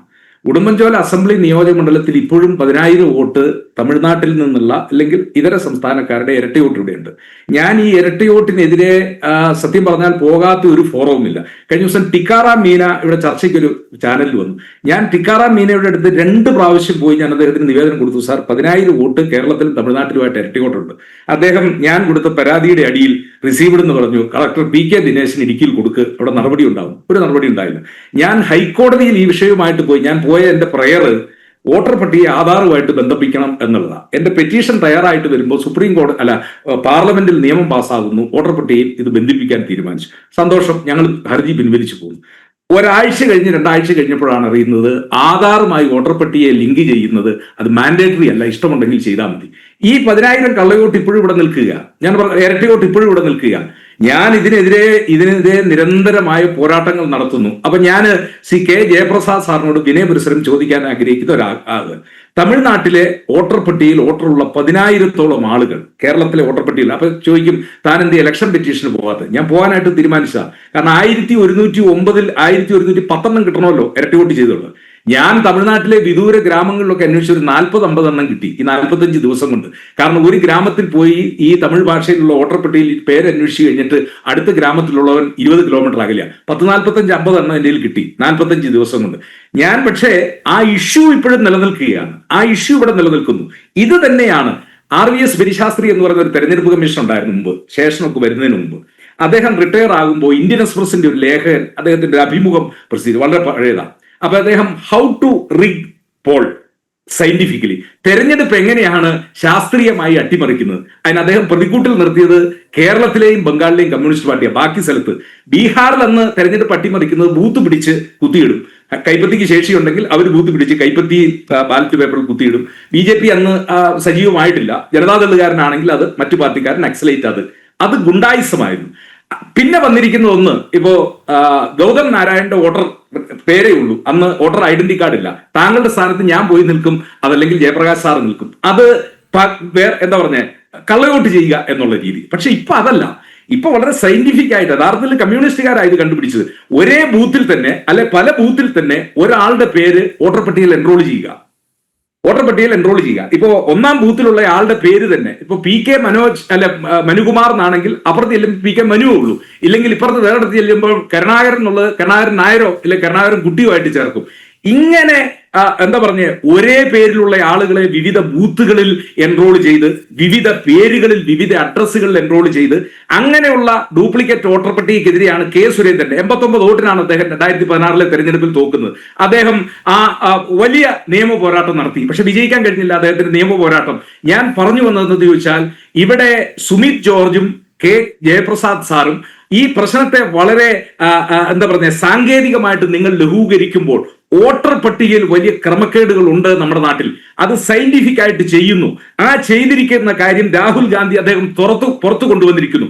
രാഹുൽ ഗാന്ധി കൊണ്ടുവന്നതുകൊണ്ട് ഇപ്പൊ സുമിത് ജോർജിന്റെ വർത്തമാനം കേട്ട് കഴിഞ്ഞാൽ രാഹുൽ ഗാന്ധി പാർലമെന്റിൽ ഓട് പൊളിച്ച് നരേന്ദ്രമോദിയേക്കാൾ 3 ഇരട്ടി ഭൂരിപക്ഷത്തിലാണ് രാഹുൽ ഗാന്ധി തെരഞ്ഞെടുപ്പിൽ ജയിച്ചത്. അയാൾ വെറുതെ ഒന്നും വന്നതല്ല, അയാൾ ജനങ്ങളുടെ മാൻഡേറ്റോട് കൂടി വന്നതാ. അതും UP-യിൽ നിന്ന്. അദ്ദേഹം തെരഞ്ഞെടുപ്പിൽ അമേഠിയിൽ നിന്ന് ജയിച്ചത് വാരണാസിയിൽ നിന്ന് നരേന്ദ്രമോദി ജയിക്കുന്നതിനേക്കാൾ 3 ഇരട്ടി വോട്ടുകൾ കരസ്ഥമാക്കിക്കൊണ്ടാണ് അദ്ദേഹം നെഹ്റു കുടുംബത്തിന്റെ തട്ടകത്തിൽ തോറ്റ ആളാണ് രാഹുൽ ഗാന്ധി. നരേന്ദ്രമോദി ഒരു തെരഞ്ഞെടുപ്പിലും തോറ്റിട്ടില്ല. അതൊക്കെ അല്ല, ഇന്ദിരാഗാന്ധി തെരഞ്ഞെടുപ്പിൽ തോറ്റിട്ടുണ്ട്, വാജ്പേയി തെരഞ്ഞെടുപ്പിൽ തോറ്റിട്ടുണ്ട്, ലാൽകൃഷ്ണ അദ്വാനി തെരഞ്ഞെടുപ്പിൽ തോറ്റിട്ടുണ്ട്. ജനാധിപത്യ പ്രക്രിയയിൽ തോൽവിയും ജയവും ഒക്കെ ഗൗതം. പക്ഷെ ആ തോൽവിയും ജയവും ഒക്കെ വോട്ടർ പട്ടികയിൽ അട്ടിമറിച്ചുകൊണ്ടാകുമ്പോൾ ഇവിടെ സേനാപതി വേണു, ഇതിൽ എന്താണ് ഇത് പൊതുസമൂഹം ഇതിനെ ഒരു പരിഹാസത്തോടു കൂടി കാണുന്നതിന്റെ കാരണം എന്ന് വെച്ച് കഴിഞ്ഞാൽ, ഇപ്പോൾ നേരത്തെ BJP-യുടെ പ്രതിനിധി ഇവിടെ ചൂണ്ടിക്കാണിച്ചൊരു കാര്യമുണ്ട്. അതായത് നിങ്ങൾ പരാജയപ്പെടുന്ന സമയത്ത് മാത്രമേ ഈ പ്രശ്നങ്ങളൊക്കെ ഉള്ളൂ എന്ന്. ഞാൻ ഒറ്റ സംശയം ചോദിക്കട്ടെ, കർണാടക നിയമസഭാ തെരഞ്ഞെടുപ്പിൽ BJP പരാജയപ്പെട്ടല്ലോ. നിങ്ങൾക്ക് അവിടെ തെരഞ്ഞെടുപ്പ് കമ്മീഷനെതിരെയോ വോട്ടർ പട്ടികയ്ക്കെതിരെയോ ഒരു പരാതി ഉണ്ടായിരുന്നില്ല. ജാർഖണ്ഡ് തെരഞ്ഞെടുപ്പിൽ BJP പരാജയപ്പെട്ടില്ലേ? എൻ്റെ ഒറ്റ ചോദ്യത്തിന് താങ്കൾ ഉത്തരം പറയൂ. കഴിഞ്ഞ ലോക്സഭാ തെരഞ്ഞെടുപ്പിലാണല്ലോ ഈ വോട്ടിംഗ് അട്ടിമറി നടന്നു എന്ന് താങ്കൾ ഉൾപ്പെടെയുള്ള കോൺഗ്രസ് നേതാക്കൾ ഉന്നയിക്കുന്നത്. അങ്ങനെയാണെങ്കിൽ BJPക്ക് കേവല ഭൂരിപക്ഷം ഈ തെരഞ്ഞെടുപ്പിൽ കിട്ടിയിട്ടില്ല. 2014 282 സീറ്റുണ്ടായിരുന്നു. 2019 എത്തിയപ്പോൾ അത് 303 ആയിരുന്നേ. നിങ്ങൾ ഈ തെരഞ്ഞെടുപ്പിൽ അട്ടിമറിഞ്ഞ് നടന്നു എന്ന് പറയുന്ന 2024 തെരഞ്ഞെടുപ്പിൽ BJPക്ക് കേവല ഭൂരിപക്ഷം കിട്ടിയിട്ടില്ല. ആ തെരഞ്ഞെടുപ്പിൽ അട്ടിമറി നടന്നുവെങ്കിൽ കേവല ഭൂരിപക്ഷമെങ്കിലും BJP ഒറ്റയ്ക്ക് ക്രോസ് ചെയ്യണ്ടേ? അല്ല, 45 പാർലമെന്റ് മണ്ഡലത്തിൽ ഈ സംശയം നിലനിൽക്കുക.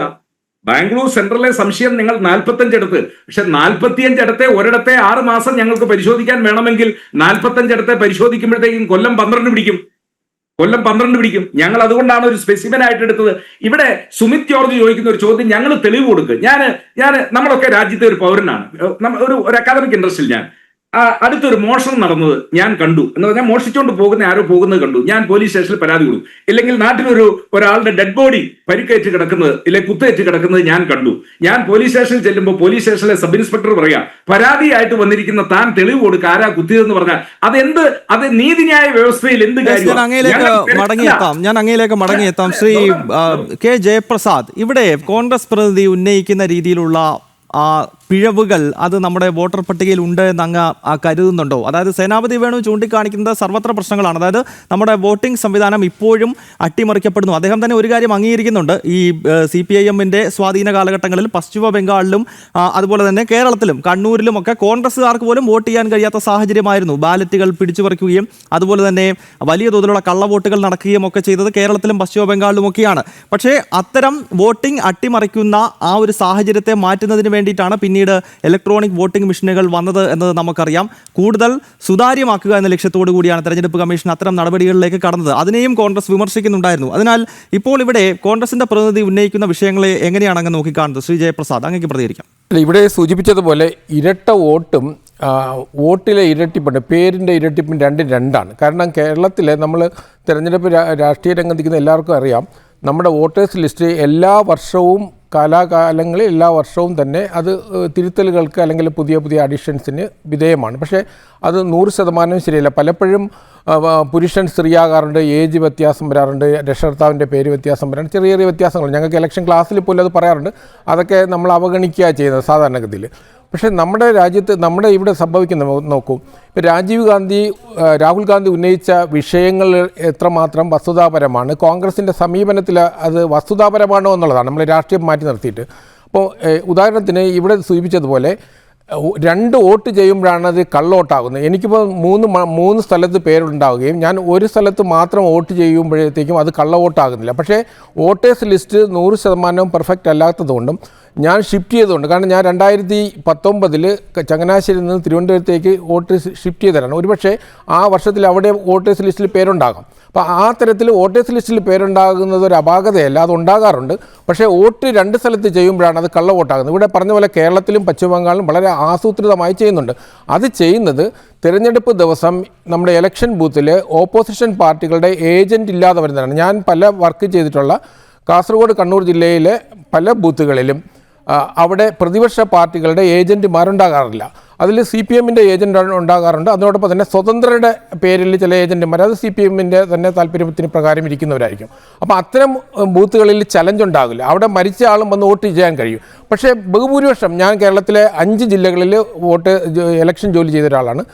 വളരെ വിജിലൻ്റ് ആയിട്ടാണ് നമ്മുടെ പാർട്ടികളുടെ ഏജൻറ്റുമാരിരിക്കുക. അവിടെ ചലഞ്ച് ചെയ്യാറുണ്ട്. അപ്പം ഞാനിവിടെ സേനാപതിയോട് ചോദിക്കുന്നത്, ഈ പറഞ്ഞ മണ്ഡലങ്ങളിൽ എവിടെയെങ്കിലും അദ്ദേഹത്തിൻ്റെ മണ്ഡലത്തിൽ ഉൾപ്പെടെ എത്ര വോട്ടാണ് ചലഞ്ച് ചെയ്തിട്ടുള്ളത്?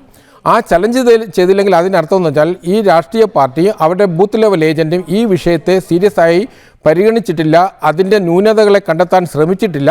ഇപ്പം രാഷ്ട്രീയമായ ഒരു ആരോപണമായി അത് ഉന്നയിക്കുന്നു എന്ന് മാത്രമല്ല. ഞാൻ അതുകൊണ്ട് തന്നെ അതിനൊരു സീരിയസ്നെസ് ഇലക്ഷൻ കമ്മീഷനും കൊടുക്കാൻ കഴിയില്ല. കാരണം ശരിയായ രീതിയിൽ നിരവധി സംവിധാനങ്ങളുണ്ട്. ഞാൻ നേരത്തെ സൂചിപ്പിച്ചതുപോലെ 6 അവസരങ്ങളിൽ നമുക്ക് തിരഞ്ഞെടുപ്പ് പ്രക്രിയയിൽ ഒരു ചോദ്യം ചെയ്യാനുള്ള അവകാശമുണ്ട്. അംഗീകൃത രാഷ്ട്രീയ പാർട്ടികൾക്ക് വളരെയധികം ഉത്തരവാദിത്തമുണ്ട്. അതുകൊണ്ട് തന്നെ ബൂത്ത് ലെവലിൽ ചെയ്യുന്ന ഓരോ വോട്ട്, ഉദാഹരണത്തിന് ഫോം 17 പ്രകാരം അവർക്ക് വോട്ട് ചെയ്തതിൻ്റെ അക്കൗണ്ട് കൊടുക്കാറുണ്ട്. ഈ പാർട്ടി ഏജൻറ്റ് അദ്ദേഹം സേനാപതിക്ക് അറിയാം, ഏജൻറ്റിൻ്റെ കയ്യിൽ ഇലക്ഷൻ്റെ വൈകുന്നേരം അവസാനിക്കുമ്പോഴത്തേക്കും പ്രിസൈഡിംഗ് ഓഫീസർ ഒപ്പിട്ടുകൊണ്ട് ഒരു അക്കൗണ്ട് കൊടുക്കാറുണ്ട്, എത്ര വോട്ട് ചെയ്തെന്നുള്ള. എണ്ണുന്ന ദിവസം അതേ കണക്ക് തന്നെയാണ് അവിടെ വരിക. അപ്പോൾ ഇതിനിടയിൽ എങ്ങനെയാണ് വോട്ട് മറിക്കാൻ കഴിയുക?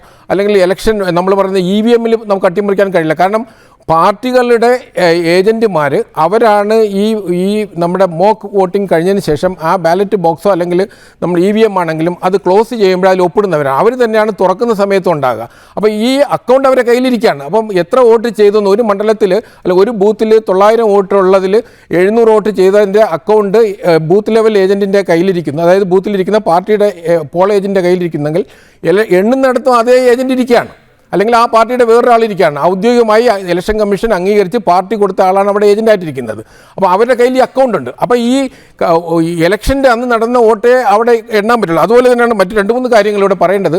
ഇപ്പം മഹാദേവപുരത്തെ വിഷയം നമ്മൾ നോക്കുകയാണെങ്കിൽ, അതായത് ബാംഗ്ലൂർ സെൻട്രലിലെ വിഷയം പോലെയാണ് തിരുവനന്തപുരത്ത് 2014 ശശി തരൂർ 4 നഗരമണ്ഡലങ്ങളിലും വളരെ പുറകിലായിരുന്നു, നിയമം ഉൾപ്പെടെ വളരെ പുറകിലായിരുന്നു. അതേസമയം 3 മണ്ഡലങ്ങളിൽ നിന്നാണ് അദ്ദേഹം വിജയിച്ചത്. ശശി തരൂർ കഴിഞ്ഞ തിരഞ്ഞെടുപ്പുകളിൽ എല്ലാം തന്നെ 7 മണ്ഡലങ്ങളിലും അദ്ദേഹത്തിന് ഭൂരിപക്ഷം ലഭിച്ചിട്ടില്ല. അതുപോലെ തന്നെയാണ് ആറ്റിങ്ങൽ ശ്രീ രാഹുൽ ഗാന്ധി ഉന്നയിച്ചത് 25,000 അല്ലെങ്കിൽ 30,000 വോട്ടിന് താഴെ ഭൂരിപക്ഷത്തിൽ ജയിച്ച BJP അല്ലെങ്കിൽ ഒരു പാർട്ടി ജയിച്ചു, അത് സംശയത്തിൻ്റെ നിഴലിൽ നിർത്തുകയാണെങ്കിൽ ആറ്റിങ്ങൽ മണ്ഡലത്തിൽ കോൺഗ്രസിൻ്റെ വിജയത്തെ നമുക്ക് അംഗീകരിക്കാൻ കഴിയുമോ? 2019 ആലപ്പുഴ മണ്ഡലത്തിൽ CPM-ൻ്റെ വിജയത്തെ നമുക്ക് അംഗീകരിക്കാൻ കഴിയുമോ? അപ്പം നമ്മൾ സാധാരണഗതിയിൽ ജനാധിപത്യത്തിൽ നമ്മൾ ചെയ്യേണ്ടത് വോട്ടേഴ്സിനെ മാനിക്കണം, ജനാധിപത്യ പ്രക്രിയയെ മാനിക്കണം. അപ്പം അതിന് ശ്രീ രാഹുൽ ഗാന്ധിക്ക് കഴിയാത്തതിൻ്റെ കാരണം എനിക്ക് തോന്നുന്നു അദ്ദേഹത്തിൻ്റെ ഒരു പാരമ്പര്യമുണ്ട്. കാരണം ഇന്ത്യയുടെ ചരിത്രത്തിൽ ആദ്യമായിട്ട് ഒരു സമുന്നതയായ നേതാവ് തിരഞ്ഞെടുപ്പിൽ അഴിമതി കാണിച്ചതിൻ്റെ പേരിൽ 6 വർഷം അയോഗ്യത ആക്കി പ്രഖ്യാപിച്ച ശ്രീമതി ഇന്ദിരാഗാന്ധി അദ്ദേഹത്തിൻ്റെ മുത്തശ്ശിയാണെന്നുള്ളതുണ്ട്. അപ്പോൾ ആ തരത്തിൽ നമ്മുടെ രാഷ്ട്രീയ വ്യവസ്ഥയിൽ കോൺഗ്രസിൻ്റെ ഭാഗത്തു നിന്ന് പറയുമ്പോൾ ഏറ്റവും കൂടുതൽ ഉത്തരവാദിത്തമുള്ളൊരു പാർട്ടിയാണ്. ഞാൻ ആദ്യം സൂചിപ്പിച്ചതുപോലെ 55 വർഷം ഭരിക്കേണ്ടതല്ല, ഏതാണ്ട് 50 വർഷം ഒരു കുടുംബമാണ് ആ സർക്കാരിനെ നിയന്ത്രിച്ചിരുന്നത്. അപ്പോൾ ഈ രാജ്യത്തെ ഉദാഹരണത്തിന് നമ്മുടെ സമ്പദ് വ്യവസ്ഥ മരിച്ചു എന്ന് 2 പേരാണ് ലോകത്തിൽ പറഞ്ഞത്, ഒന്ന് ട്രംപും മറ്റൊന്ന് രാഹുൽ ഗാന്ധിയുമാണ്. നമ്മുടെ ഡിഫൻസ് അല്ലെങ്കിൽ നമ്മുടെ സകല വ്യവസ്ഥയും, നമ്മുടെ നീതിന്യായ വ്യവസ്ഥ, അതുപോലെ തന്നെയാണ് ഇലക്ഷൻ കമ്മീഷൻ, നമ്മുടെ ഇന്ത്യ രാജ്യത്ത് ഭരണഘടനാ സ്ഥാപനങ്ങളെ മുഴുവനും ഒരു തരത്തിൽ ക്യാമ്പയിനിങ് നടത്തിയിട്ട് ഇതിന് സമാന്തരമായി നമ്മൾ ആഗോള മാധ്യമങ്ങൾ ആഗോള തലത്തിൽ ഈ വിഷയങ്ങൾ ചെല്ലുന്നുണ്ട്. അപ്പം നമ്മൾ യഥാർത്ഥത്തിൽ നമ്മുടെ ജനാധിപത്യ പ്രക്രിയയോട് അവിശ്വാസം ഉണ്ടാക്കുന്ന തരത്തിലേക്ക് അല്ലെങ്കിൽ സമൂഹത്തെ യുവജനങ്ങളെ വഴിതെറ്റിക്കുന്ന തരത്തിലേക്ക് പ്രക്രിയയും നമ്മുടെ രാഷ്ട്രത്തിന്റെ അഖണ്ഡതയും ചോദ്യം ചെയ്യുന്ന അല്ലെങ്കിൽ അതിനെ സംശയത്തിന്റെ മുൾമുനയിൽ നിർത്തുന്ന രീതിയിലുള്ള പ്രതികരണം രാഹുലിന്റെ ഭാഗത്ത് നിന്നുണ്ടാകുന്നു. പാകിസ്ഥാനിലെ മാധ്യമങ്ങളിലൊക്കെ രാഹുലിന്റെ പ്രസ്താവനകൾ വലിയ തോതിൽ ഓടി നടക്കുന്നു. അവിടുത്തെ രാഷ്ട്രീയ നേതൃത്വം രാഹുലിനെ ഉപയോഗിച്ചുകൊണ്ട് അവിടെ വലിയ തോതിൽ തരംഗം സൃഷ്ടിക്കാൻ ശ്രമിക്കുന്നു. ഇതൊക്കെ നമ്മൾ നിത്യേന കാണുന്നതാണ്. ശ്രീ വർഗീസ് ജോർജ്, ഇപ്പോൾ രാഹുൽ ഗാന്ധി ദേശീയ തലത്തിൽ ഉന്നയിക്കുന്ന വിഷയങ്ങൾ കേരളത്തിൽ 2 മുന്നണികളും ചേർന്ന് BJPക്കെതിരെ ഉയർത്തുന്നു. അത് തൃശ്ശൂർ പോലെയുള്ള ഒരു മണ്ഡലത്തിലാണ്. ലോക്സഭയിൽ BJP ഐതിഹാസികമായ വിജയം കൈവരിച്ച ഒരു മണ്ഡലമാണ്. പക്ഷേ അവിടെ BJP തിരിച്ചു ചോദിക്കുന്ന വളരെ പ്രസക്തമായിട്ടുള്ളൊരു ചോദ്യം, ഇപ്പോൾ തൃശ്ശൂർ മണ്ഡലത്തിൽ വോട്ടിങ്ങിൽ ഒരു അട്ടിമറി നടത്തി അല്ലെങ്കിൽ വോട്ടേഴ്സ് ലിസ്റ്റിൽ അട്ടിമറി നടത്തി എന്നതാണ് ആരോപണമെങ്കിൽ കേരളം ഭരിച്ചുകൊണ്ടിരിക്കുന്നത് ഇടത് സർക്കാരാണ്. അതുകൊണ്ട് തന്നെ തെരഞ്ഞെടുപ്പുമായി ബന്ധപ്പെട്ടുള്ള പ്രക്രിയ നടപ്പാക്കുന്ന ആ ഉദ്യോഗസ്ഥർ ബഹുഭൂരിപക്ഷവും NGO യൂണിയൻ്റെയും അതുപോലെ തന്നെ KSTA തുടങ്ങിയ ഇടത് സംഘടനകളുടെയും ഉദ്യോഗസ്ഥരാണ്. അപ്പോൾ ഇതെങ്ങനെയാണ് ഈ ആരോപണത്തിന് ഒരു കഴമ്പ് വരുന്നത്? BJPയുടെ മുൻ സംസ്ഥാന അധ്യക്ഷൻ K. സുരേന്ദ്രൻ ഉൾപ്പെടെയുള്ളവർ ഈ ചോദ്യങ്ങൾ ചോദിക്കുന്നുണ്ട്. ശ്രീ ഗൗതം, അതിനു മുമ്പ് ഡോക്ടർ ജയപ്രസാദും സുമിത്തും പറഞ്ഞൊരു കാര്യം. ഡോക്ടർ ജയപ്രസാദ് പറയുന്നത് രാഹുൽ ഗാന്ധി ഇലക്ഷൻ കമ്മീഷന്റെ ഈ വോട്ടർ പട്ടികയെ സംബന്ധിച്ച് ഒരു വിവാദം ഉയർത്തിയത് നമ്മുടെ ജനാധിപത്യത്തെ വളരെ ദുർബലമാക്കുന്നു. അതെങ്ങനെയാണ് ഡോക്ടർ? നമ്മുടെ ഇലക്ഷന്റെ ഏറ്റവും ബേസിസ് എന്ന് പറയുന്നത് വോട്ടർ പട്ടികയല്ലേ? ആ വോട്ടർ പട്ടികയിൽ ഗുരുതരമായ പെശകുണ്ടെന്ന് ചൂണ്ടിക്കാണിക്കുമ്പോൾ Rahul, you have done a good work, go forward എന്നല്ലേ പറയേണ്ടത്? അതെങ്ങനെയാണ് നമ്മുടെ ജനാധിപത്യത്തെ ദുർബലമാക്കുന്നത്? സുമിത് പറയുന്നു രാഹുൽ ഗാന്ധിയുടെ ഇമേജ് വർദ്ധിപ്പിക്കാനാണ്. രാഹുൽ ഗാന്ധിയുടെ ഇമേജ് വർദ്ധിപ്പിക്കാനാണെങ്കിൽ ഇപ്പോൾ പ്രധാനമന്ത്രി മോഡിയുടെ ഇമേജ് എന്താണ്? മോറൽ ബേസിസ് മുഴുവൻ പോയില്ലേ അധികാരത്തിലിരിക്കുന്നതിൻ്റെ? വ്യാജ വോട്ടുകളുടെ അടിസ്ഥാനത്തിൽ കുറെ നിയോജകമണ്ഡലങ്ങൾ ജയിച്ച് പ്രധാനമന്ത്രിയായ ധാർമ്മിക അടിത്തറ മുഴുവൻ പോയില്ലേ? ഒന്നാമത്തെ ഇലക്ഷനിൽ വലിയ സ്റ്റണ്ണിങ് ഡിഫീറ്റ് കിട്ടി. 400-ൽ പരം ലോക്സഭാ സീറ്റ് കിട്ടുമെന്ന് പറഞ്ഞവർക്ക് 240 ലോക്സഭാ സീറ്റ് കിട്ടി. കഴിഞ്ഞ ഇലക്ഷനേക്കാൾ 67 സീറ്റ് കുറവ്.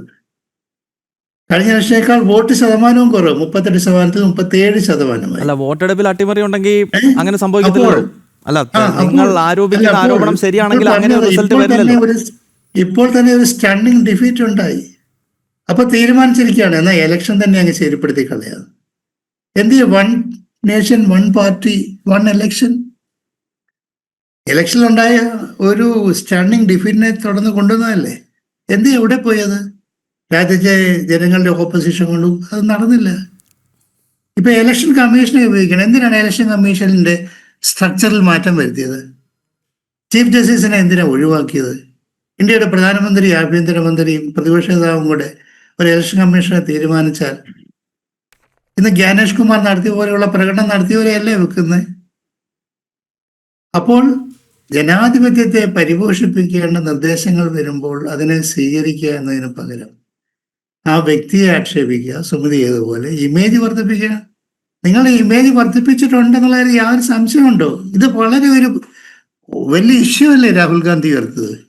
ഞങ്ങൾ രാഹുൽ ഗാന്ധിയുടെ പാർട്ടിയൊന്നുമല്ല, പക്ഷെ രാഹുൽ ഗാന്ധി ഉയർത്തിയൊരു വലിയ ഇഷ്യൂ അല്ലേ? നമ്മൾ ഈ ജനം TV ഇതിപ്പോൾ എത്ര ദിവസമായിട്ട് ചർച്ച ചെയ്യുന്നു?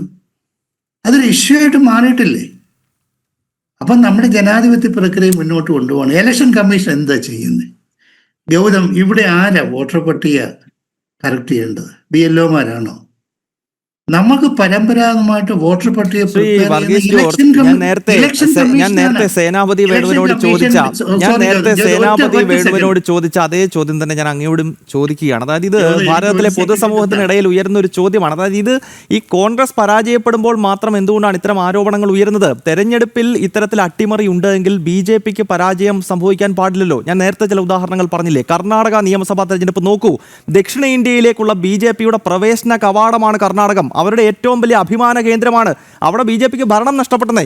അപ്പോൾ ഈ വോട്ടിംഗ് അട്ടിമറി ഉണ്ടെങ്കിൽ ഇതെങ്ങനെയാണ് സംഭവിക്കുന്നത്? അതെന്താ BJP പഠിക്കാൻ? ഇപ്പം കോൺഗ്രസ് പരാജയപ്പെട്ടപ്പോഴല്ലേ കോൺഗ്രസ് ഇപ്പോൾ അത് മനസ്സിലാക്കിയത്.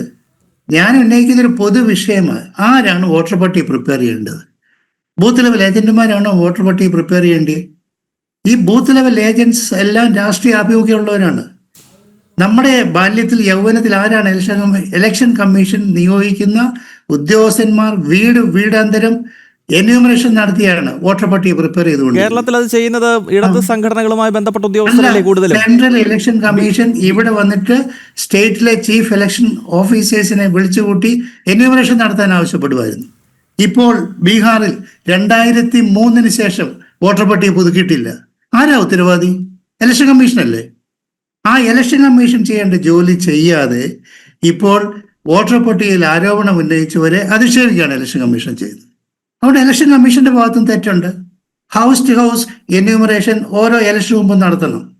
ശ്രീ സുമിത് ജോർജ്, നമ്മൾ ഈ ചർച്ചയുടെ അടുത്ത ഘട്ടത്തിലേക്ക് പോകുമ്പോൾ ഈ രാഹുൽ ഉയർത്തിക്കൊണ്ടിരിക്കുന്ന ഈ പ്രവർത്തനങ്ങൾ അതേതാണ്ട് ബംഗ്ലാദേശ് മോഡലിലേക്ക് കാര്യങ്ങളെ കൊണ്ടുപോകാൻ ശ്രമിക്കുന്നതാണ് എന്ന വിമർശനം പരക്കെ ഉയരുന്നുണ്ട്. കാരണം ബംഗ്ലാദേശിൽ അല്ലെങ്കിൽ അത്തരം രാജ്യങ്ങളിൽ ജനാധിപത്യ സ്വഭാവം കുറവുള്ള പല രാജ്യങ്ങളിലും നമ്മൾ കണ്ടിട്ടുള്ളത് ഈ തെരഞ്ഞെടുപ്പുകളിൽ തുടർച്ചയായി പരാജയപ്പെടുന്ന രാഷ്ട്രീയ പാർട്ടികൾ അവിടുത്തെ ഭരണഘടനാ സ്ഥാപനങ്ങളെയും അല്ലെങ്കിൽ തെരഞ്ഞെടുപ്പ് നടത്തുന്ന അവിടുത്തെ സംവിധാനങ്ങളെയും ഒക്കെ വിമർശിക്കുകയും ജനക്കൂട്ടത്തിനിടയിലേക്ക് അത്തരം ആശയങ്ങൾ വ്യാപകമായി പ്രചരിപ്പിച്ച് ഒരു ജനാധിപത്യ സംവിധാനത്തിനെതിരായുള്ള വലിയൊരു ഒഴുക്ക് സൃഷ്ടിക്കുവാനുള്ള ശ്രമം നടത്താറുണ്ട്. ബംഗ്ലാദേശ് അതിൻ്റെ ഒരു ഏറ്റവും അവസാനത്തെ ഉദാഹരണം മാത്രമാണ്. അത്തരം ഒരു ശൈലിയിലേക്ക് രാഹുൽ പോകുകയാണോ തുടർച്ചയായുള്ള പരാജയത്തിന് ശേഷം? സുമിത് ജോർജ്,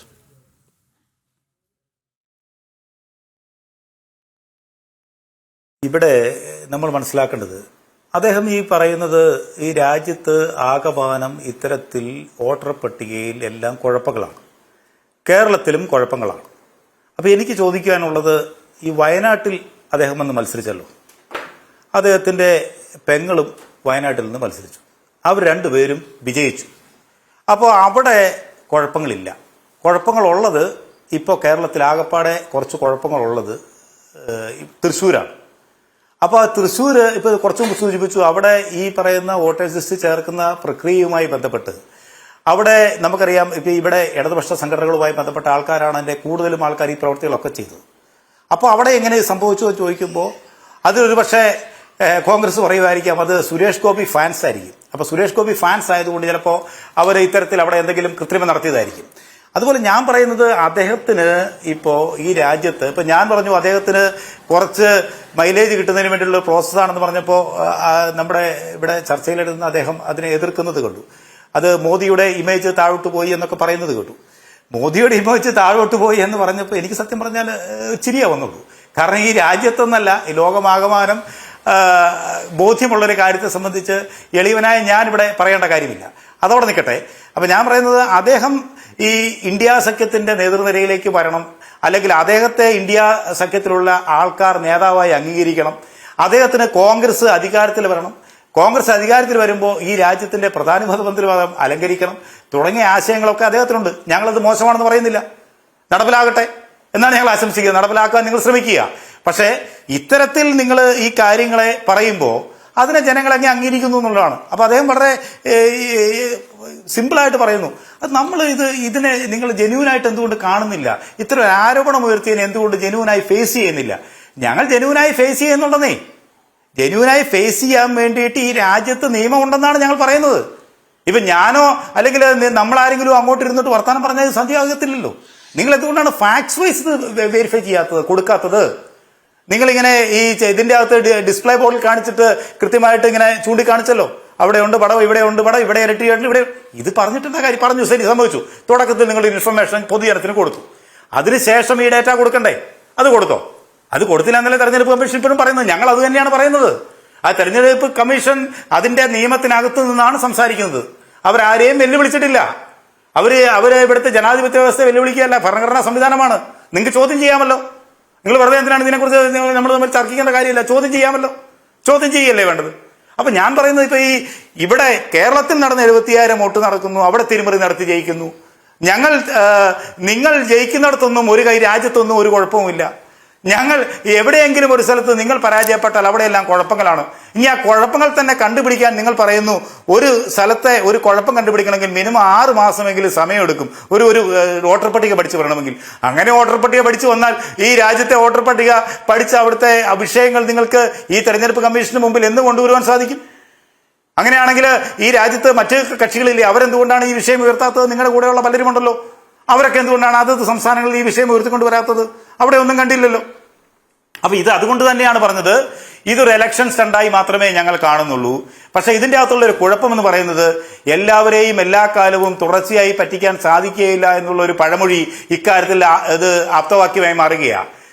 അതിന്റെ അകത്ത് ഈ രാഹുൽ ഗാന്ധിക്ക് പറ്റിയൊരു പ്രശ്നം എന്ന് പറയുന്നത്, ആരാണോ അദ്ദേഹത്തിന് ഈ ഒരു സ്ട്രാറ്റജി ഉപദേശിച്ചു കൊടുത്തത്, ആ സ്ട്രാറ്റജി പൂർണ്ണമായും പരാജയപ്പെടുന്ന ഒരു കാഴ്ചയാണ് ഇപ്പൊ രാജ്യം കാണുന്നത്. അതിന്റെ അവസാന ഘട്ടത്തിലേക്കാണ് കടന്നുകൊണ്ടിരിക്കുന്നത്. അപ്പൊ അതിന് നമ്മൾ വെപ്രാളം എടുത്തിട്ട് കാര്യമില്ല. അത് ഫാക്റ്റാണ്, മനസ്സിലാക്കുക എന്ന് മാത്രമേ ഉള്ളൂ. അത് BJPയെ നിങ്ങൾ പറഞ്ഞിട്ട് എന്താ കാര്യം? നരേന്ദ്രമോദിയെ പറഞ്ഞിട്ട് എന്താ കാര്യം? നിങ്ങൾ വോട്ട് മേടിച്ച് ജയിച്ച് നിങ്ങൾ വരിക, നിങ്ങൾ തോക്കുമ്പോൾ EVM-ന് കുഴപ്പമാണെന്ന് പറയും, അല്ലെങ്കിൽ വോട്ടേഴ്സ് ലിസ്റ്റിൽ പ്രശ്നമാണെന്ന് പറയും. വോട്ടേഴ്സ് ലിസ്റ്റ് ബീഹാറിൽ വെട്ടിമാറ്റി അവിടെ 10-64 ലക്ഷം വോട്ട് മാറ്റുമ്പോൾ പറയാതെ BJPയുടെ വോട്ടാ മാറ്റിയെന്ന് പറയുക. ഡബിൾ വന്നിരിക്കുന്നതിനെ കുറിച്ച് പറയുമ്പോൾ നമ്മൾ പറയുന്നു അത് അപ്പുറത്തെ വോട്ട് ചെയ്തിട്ടില്ല, അവിടുന്ന് വോട്ട് മാറ്റി ഇവിടെ ചെയ്തിരിക്കുന്നതാണ് ഡബിൾ. ഇവിടെ നിൽക്കുന്ന ഇവിടെ പുതിയതായിട്ട് വോട്ട് ചേർത്തുമെങ്കിൽ ഇവിടെ ചെയ്യാനുള്ള അധികാരം നമുക്ക് ഭരണഘടന കൊടുക്കുന്നുണ്ട്. ഒരു സ്ഥലത്ത് മാത്രം ചെയ്തെങ്കിൽ അത് കുഴപ്പമില്ല, അത് അപ്പുറത്ത് 2 സ്ഥലത്ത് ചെയ്തെങ്കിലേ കള്ളവോട്ടാവുന്നുള്ളൂ. അപ്പൊ ഇത് തമ്മിൽ ചേർച്ചയില്ലാണ്ട് വരുന്നു. അപ്പൊ ഡബിളിംഗ് എന്ന് പറയുന്ന സാധനം നിലനിൽക്കാതെ വരുന്നു. അത് തന്നെയാണ് രാഹുലിനെതിരെ വലിയ വിമർശനങ്ങൾ. നമ്മുടെ രാജ്യത്തിന്റെ പരമോന്നത നീതിപീഠം രാഹുലിനോട് താങ്കൾ ഒരു ഭാരതീയനാണോ, താങ്കൾ ഒരു ഇന്ത്യക്കാരനാണോ എന്ന് ചോദിച്ചിട്ട് അധികമൊന്നും ആയിട്ടില്ല എന്ന കാര്യം കൂടി നമ്മൾ ഓർക്കേണ്ടതുണ്ട്. അതിനുശേഷമാണ് രാഹുൽ ഈ തെരഞ്ഞെടുപ്പ് കമ്മീഷനെതിരെ വലിയ ബോംബ് എന്ന നിലയിലുള്ള ചില വാദഗതികളുമായി മുന്നോട്ട് വന്നത്. പരമോന്നത നീതിപീഠം തന്നെ താങ്കൾ ഒരു ഇന്ത്യക്കാരനാണോ എന്ന വലിയ ചോദ്യം രാഹുലിന് നേരെ ഉന്നയിച്ചു എന്ന കാര്യം കൂടി നമ്മൾ ഈ ഘട്ടത്തിൽ ഓർക്കണം. ഒരു സേനാപതി വേണു, ഈ രാഹുൽ ആരോപണത്തിൽ ഉറച്ചു നിൽക്കുന്നു എന്ന് പറയുമ്പോഴും ഈ വോട്ടർ പട്ടിക പരിഷ്കരണവുമായി തെരഞ്ഞെടുപ്പ് കമ്മീഷൻ മുന്നോട്ട് തന്നെ പോകും, അതിലൊരു സംശയവുമില്ല. കാരണം സുപ്രീം കോടതി തന്നെ അതിനെ പച്ചക്കൊടി കാണിച്ചിട്ടുണ്ട്. 2, കേന്ദ്ര സർക്കാരിൻ്റെ നിലപാട് കേന്ദ്ര ആഭ്യന്തരമന്ത്രി അമിത്ഷാ ബീഹാറിൽ വെച്ച് തന്നെ വ്യക്തമാക്കിയിരുന്നു. കാരണം ഈ വോട്ടർ പട്ടികയിൽ നിന്ന് ഏതാണ്ട് 65 ലക്ഷത്തിനടുത്ത് ആളുകളെ പുറത്താക്കിയെന്ന് പറയുമ്പോൾ അതിലൊരു വലിയ വിഭാഗം നുഴഞ്ഞുകയറ്റക്കാരാണ്. ബംഗ്ലാദേശ് ഉൾപ്പെടെയുള്ള രാജ്യങ്ങളിൽ നിന്നും അനധികൃതമായി ഇവിടേക്ക് കടന്നു വന്നവരുണ്ട്. അപ്പോൾ നമ്മുടെ ഭരണഘടന പറയുന്നത് തന്നെ നമ്മുടെ രാജ്യത്തെ പൗരന്മാർക്കാണ് വോട്ടവകാശം നൽകേണ്ടത് എന്നുള്ളതാണ്. അല്ലാതെ നുഴഞ്ഞു കയറി വരുന്നവർക്ക് വോട്ടവകാശം നൽകാൻ കഴിയില്ല. അങ്ങനെ ചിന്തിക്കുമ്പോൾ ഈ വോട്ടർ പരിഷ്കരണ നടപടികളുമായി തെരഞ്ഞെടുപ്പ് കമ്മീഷൻ മുന്നോട്ട് പോവുക തന്നെ ചെയ്യും. ഞാൻ അതിന് മറുപടി ഒന്ന്, ഇപ്പൊ അങ്ങ് ചോദിച്ച ഒരു ചോദ്യം, അങ്ങ് ഒരു ഇന്ത്യക്കാരനാണോ എന്ന് ചോദിച്ച ജഡ്ജിമാരുടെ ഒരു നാട്.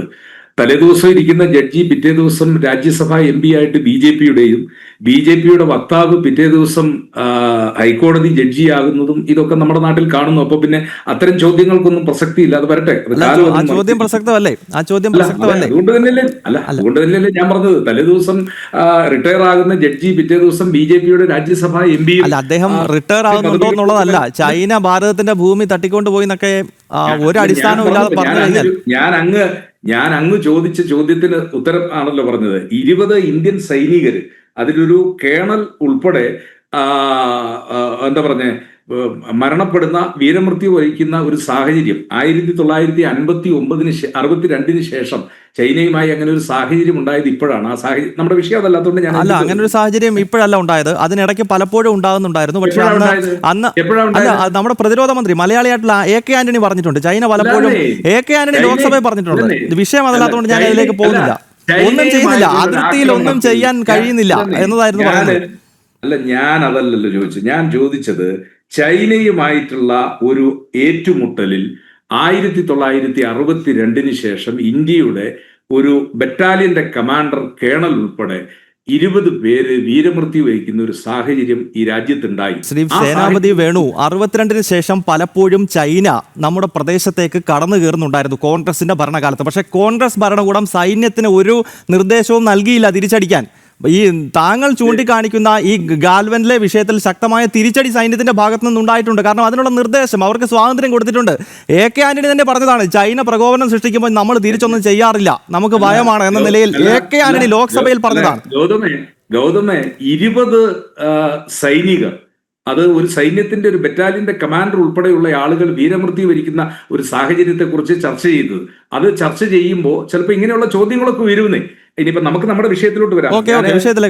ഞാൻ സുമിത്തിനോട് വളരെ വിനീതമായിട്ട് ചോദിക്കുന്നു, ഇരട്ട വോട്ടിന്റെ പ്രശ്നം രാജ്യത്തില്ലെങ്കിൽ എന്തിനാ കെ സുരേന്ദ്രൻ 5-6 കൊല്ലക്കാലം അദ്ദേഹം ഈ കേസുമായിട്ട് നടക്കേണ്ടി വന്നത്? താൻ തോറ്റത് ഇരട്ട വോട്ടിന്റെ ബലത്തിലാണെന്ന്. ഇവിടെ നമ്മുടെ ബഹുമാന്യായ ജയപ്രസാദ് സാർ പറയുന്നത് ഇതൊക്കെ ബൂത്ത് ഏജന്റ് നോക്കുമായിരുന്നെങ്കിൽ പിന്നെ എന്തിനാ സാറേ ഈ സുരേന്ദ്രൻ ഇങ്ങനെ ഒരു പ്രശ്നം ഉണ്ടായത്? അദ്ദേഹം തെരഞ്ഞെടുപ്പിൽ തോക്കാനുള്ള കാരണം ഇരട്ട വോട്ടാണ് എന്നുള്ളത്. അപ്പോ ഇരട്ട വോട്ടുണ്ട്, ഈ കാര്യങ്ങളൊക്കെ നിലനിൽക്കുന്നു, ഈ കാര്യങ്ങൾ നിലനിൽക്കുകയും ചെയ്യും. പിന്നെ അങ്ങ് ചോദിച്ച ചോദ്യം, ഈ കാര്യത്തെക്കുറിച്ച് രാഹുൽ ഗാന്ധി നടത്തുന്ന പോരാട്ടങ്ങൾ, രാഹുൽ ഗാന്ധി നിശ്ചയമായിട്ടും പോരാട്ടങ്ങൾ നടത്തും. അദ്ദേഹം വെറുതെ പറഞ്ഞതല്ലല്ലോ. അദ്ദേഹം ഈ കാര്യത്തെക്കുറിച്ച് വളരെ കൃത്യമായിട്ടുള്ള തെളിവുകൾ, ആ തെളിവുകൾ അദ്ദേഹം ഓരോന്നായി പുറത്തു വിട്ടുകൊണ്ടിരിക്കുന്നു. ഇനി ഇതിനെക്കുറിച്ച് കൂടുതലായിട്ടുള്ള കാര്യങ്ങൾ കിട്ടണമെങ്കിൽ ഞങ്ങൾക്ക് ഡിജിറ്റൽ തെളിവുകൾ വേണം. അത് അനുരാഗ് ഠാക്കൂറിന് കൊടുത്തു. ഇനി അങ്ങ് ചോദിച്ചൊരു ചോദ്യമുണ്ട്, രാഹുൽ ഗാന്ധിയും അദ്ദേഹത്തിന്റെ സഹോദരി പ്രിയങ്ക ഗാന്ധിയും മത്സരിച്ച് വിജയിച്ച്, അതിനെക്കുറിച്ച് അനുരാഗ് ഠാക്കൂർ പറഞ്ഞായിരുന്നല്ലോ, 3 മൈമുനയുടെ കാര്യം പറഞ്ഞായിരുന്നു. പിന്നെ ഒരു നാട്ടിലെ വീട്ടുപേര്, ഇപ്പോ കേരളത്തിൽ ഞങ്ങളുടെ നാട്ടിൽ ഇപ്പം ചെരുവിള പുത്തൻവീട് എന്ന് പറഞ്ഞു കഴിഞ്ഞാൽ ഹിന്ദുവിനും മുസൽമാനും ക്രിസ്ത്യാനിക്കും ഒക്കെ ഉള്ള വീട്ടുപേരാ. തിരുവനന്തപുരത്ത് നിന്ന് ഇടുക്കിയിൽ വന്ന് താമസിക്കുന്ന 90% ആളുകളുടെ പേര് ചെരുവിള പുത്തൻവീടാണ്. എന്ന് പറഞ്ഞ പോലെ ഒരു ഗ്രാമത്തെയോ പ്രദേശത്തെയോ അഡ്രസ് ചെയ്തുകൊണ്ട് വോട്ടർ പട്ടികയിൽ ആളെ ചേർത്തു എന്നത് അതൊന്നും അപരാധമല്ല, അതൊക്കെ നിങ്ങൾ കണ്ടുപിടിച്ചു. പക്ഷെ തൃശ്ശൂരത്തെ പ്രശ്നം അതല്ലല്ലോ. തൃശ്ശൂരത്തെ പ്രശ്നം ഇവിടെ മാറി മാറി ശ്രീ സുമിത് ജോർജും അതോടൊപ്പം തന്നെ ജയപ്രസാദും പറയുന്ന ഒരു കാര്യമുണ്ട്. 2 ഇടത്ത് വോട്ടർ പട്ടികയിൽ പേര് വന്ന 2 ഇടത്ത് എങ്ങനെയാണ് സാർ ഒരാളുടെ വോട്ടർ പട്ടികയിൽ പേര് വരുന്നത്? തെരഞ്ഞെടുപ്പ് കമ്മീഷന്റെ വ്യക്തമായ മാർഗനിർദ്ദേശം ഉണ്ടല്ലോ, 6 മാസം തുടർച്ചയായി ഒരിടത്ത് താമസിച്ചിടത്ത് മാത്രമേ ഒരാൾക്ക് വോട്ടർ പട്ടികയിൽ പേര് ചേർക്കാവുള്ളൂ. ആ വോട്ടർ പട്ടികയിൽ പേര് ചേർക്കാനായി ഫോം 6 പൂരിപ്പിച്ചു കൊടുക്കുമ്പോൾ വേറെ എവിടെയെങ്കിലും വോട്ടർ പട്ടികയിൽ ഉണ്ടെങ്കിൽ അത് പേര് വെട്ടിമാറ്റിയിട്ട് വേണ്ടേ? 2 ഇലക്ഷൻ ID കാർഡ് കൈവശം വെക്കുന്നത് കുറ്റകൃത്യമല്ല എന്ന് ജയപ്രസാദിനെ പോലെ ഒരാൾ പറയുമ്പോൾ വോട്ട് ചെയ്തില്ല എന്നുള്ളതല്ല പ്രശ്നം. ഇത് 2 കൈവശം വെക്കുന്നത്. എന്താണ് തൃശ്ശൂരിൽ സംഭവിച്ചത്? ഞങ്ങൾ തൃശ്ശൂരിനെ കുറിച്ച് ചർച്ച ചെയ്യുമ്പോൾ സുരേഷ് ഗോപി, ഞാൻ ചോദിക്കുന്നത്, രാജീവ് ചന്ദ്രശേഖർ തിരുവനന്തപുരത്ത് വോട്ട് ചേർത്തില്ലല്ലോ, ചേർത്തോ? രാഹുൽ ഗാന്ധി ഡൽഹിയിൽ നിന്ന് വന്ന് മത്സരിച്ചു, അദ്ദേഹം വയനാട്ടിൽ വോട്ട് ചേർത്തില്ലല്ലോ. പ്രിയങ്ക ഗാന്ധി വോട്ട് ചേർത്തില്ലല്ലോ. ഇവിടെ നിന്ന് CM സ്റ്റീഫൻ ഡൽഹിയിൽ പോയി മത്സരിച്ചു, അവിടെ വോട്ടർ പട്ടികയിൽ വോട്ട് ചേർത്തിട്ടല്ലല്ലോ. 6 മാസം തുടർച്ചയായി ഒരാൾ ഒരിടത്ത് താമസിച്ച് അവിടുത്തെ സ്ഥിരതാമസ 6 മാസമായി താമസക്കാരനാണെങ്കിൽ മാത്രമേ അവിടെ വോട്ടർ ഡോക്ടർ കെ ജയപ്രസാദിന് അതിന് മറുപടി നൽകാൻ സാധിക്കും. ഡോക്ടർ കെ ജയപ്രസാദ്, ഇപ്പോൾ സേനാപതി വേണു ഉന്നയിക്കുന്ന ആരോപണത്തിന് മറുപടി പറയാം. ഒപ്പം ഈ രാജ്യത്തിന്റെ ഭരണഘടനാ സ്ഥാപനങ്ങൾക്കെതിരെ തുടർച്ചയായി ഇത്തരം ആരോപണങ്ങൾ ഈ രാഹുലും കോൺഗ്രസിന്റെ മറ്റു മുതിർന്ന നേതാക്കളും ഉന്നയിക്കുന്നുണ്ട്. അതിൽ ഏറ്റവും പ്രധാനപ്പെട്ട ഒന്ന്, ഈ തെരഞ്ഞെടുപ്പ് കമ്മീഷണർ, മുഖ്യ തെരഞ്ഞെടുപ്പ് കമ്മീഷണറുടെ നിയമനത്തിൽ പോലും ഇപ്പോൾ വലിയ തോതിലുള്ള അട്ടിമറി നടക്കുന്നു എന്ന വിമർശനമൊക്കെ കോൺഗ്രസ് ഉന്നയിക്കുന്നുണ്ട്. രാഷ്ട്രീയ പാർട്ടികൾ ഗൗതം ഒരു ചാനൽ ചർച്ചയിൽ പങ്കെടുക്കുമ്പോൾ ഗൗതം ഒരു പ്രതിപക്ഷ ബഹുമാനം കാണിച്ച് എനിക്ക് സംസാരിക്കാനുള്ള അവസരം തന്നുവെങ്കിൽ മാത്രമേ, കാരണം ഞാൻ അങ്ങനെ ഒരു എന്താ പറഞ്ഞ ഒരു ചാനൽ ചർച്ചയിൽ വന്നിട്ട് ഒച്ചപ്പാടുണ്ടാക്കാനോ ബഹളം ഉണ്ടാക്കാനോ ഒന്നും ഞാൻ ആഗ്രഹിക്കുന്നില്ല. ഇവിടെ ഇലക്ഷൻ കമ്മീഷന്റെ നിയമനം പോലും നമ്മുടെ നാട്ടിൽ ഇപ്പൊ സംശയത്തിൽ നിൽക്കുക. നിങ്ങൾ സുപ്രീം കോടതി ചോദിച്ച വേറൊരു കാര്യമുണ്ട്. എന്താണെന്നറിയോ? തലേദിവസം രാജിവെച്ച IAS ഉദ്യോഗസ്ഥൻ പിറ്റേ ദിവസം അരുൺ ഗോയൽ ഇലക്ഷൻ കമ്മീഷണറായി മാറുന്നു. ഇവിടെ എന്താ അത്യാഹിതം ഉണ്ടായ? അതിർത്തിയിൽ ബോംബ് കൂട്ടുവല്ലോ ചെയ്തോ? നേരം വെളുത്തപ്പോഴത്തേക്കും തലേദിവസം രാജിവെച്ച IAS ഉദ്യോഗസ്ഥൻ തെരഞ്ഞെടുപ്പ് കമ്മീഷണറാകാൻ. ഇപ്പോഴത്തെ 3 തെരഞ്ഞെടുപ്പ് കമ്മീഷണർമാരുമായി ഒരാരോപണം ഞങ്ങൾ ഉന്നയിക്കുന്നു. ഈ രാജ്യം ഭരിക്കുന്ന ഗവൺമെന്റിന്റെ പ്രധാനപ്പെട്ട മന്ത്രിമാരുടെ സെക്രട്ടറിമാരായി വളരെ വർഷങ്ങളിരുന്ന ആളുകളാണ്. അവരൊക്കെ ഇപ്പം തെരഞ്ഞെടുപ്പ് കമ്മീഷനായിട്ട് വന്നിട്ട് എല്ലാവരും ഹോളി കൗവാണ്, വിശുദ്ധ പശുവാണ്. ഇവിടെ ഒരുപാട് കാര്യങ്ങൾ അത് ജനങ്ങൾക്ക് സംശയമുണ്ട്. ഗൗതം, ആ സംശയം കോൺഗ്രസ് ഉന്നയിക്കും. ജയപ്രസാദ്, അങ്ങേക്ക് മറുപടി നൽകാം. ഭരണഘടനാ സ്ഥാപനത്തിന്റെ പ്രധാനപ്പെട്ട മുഖ്യ തെരഞ്ഞെടുപ്പ് കമ്മീഷണറെ വരെ നിയമിക്കുന്നതിൽ വലിയ തോതിലുള്ള അട്ടിമറികൾ ഉണ്ട് എന്ന ആരോപണമാണ് കോൺഗ്രസ് നേതാക്കൾ ഉന്നയിക്കുന്നത്. ശ്രീ കെ ജയപ്രസാദ്, രാഷ്ട്രീയ പാർട്ടികളുടെ പരാജയത്തിന്റെ ഉത്തരവാദിത്തം EVM-ലും ഇലക്ഷൻ കമ്മീഷനിലും വോട്ടേഴ്സ് ലിസ്റ്റിലും കൊണ്ട് നിർത്തുന്നത് അത് തികച്ചും ഒരർത്ഥത്തിൽ ഒരു ആത്മവിമർശനം നടത്താനുള്ള കഴിവില്ലായ്മയോ അല്ലെങ്കിൽ ബോധപൂർവമാണ്. കാരണം ഞാൻ കോൺഗ്രസ് പാർട്ടിയുടെ ഇന്നിപ്പോൾ ബീഹാറിൽ ഇന്ന് ഈ ഇലക്ഷനുമായിട്ട് ബന്ധപ്പെട്ടിട്ടുള്ള ഒരു പദയാത്ര തുടങ്ങിയിരിക്കുകയാണല്ലോ. കോൺഗ്രസ് പാർട്ടിയുടെ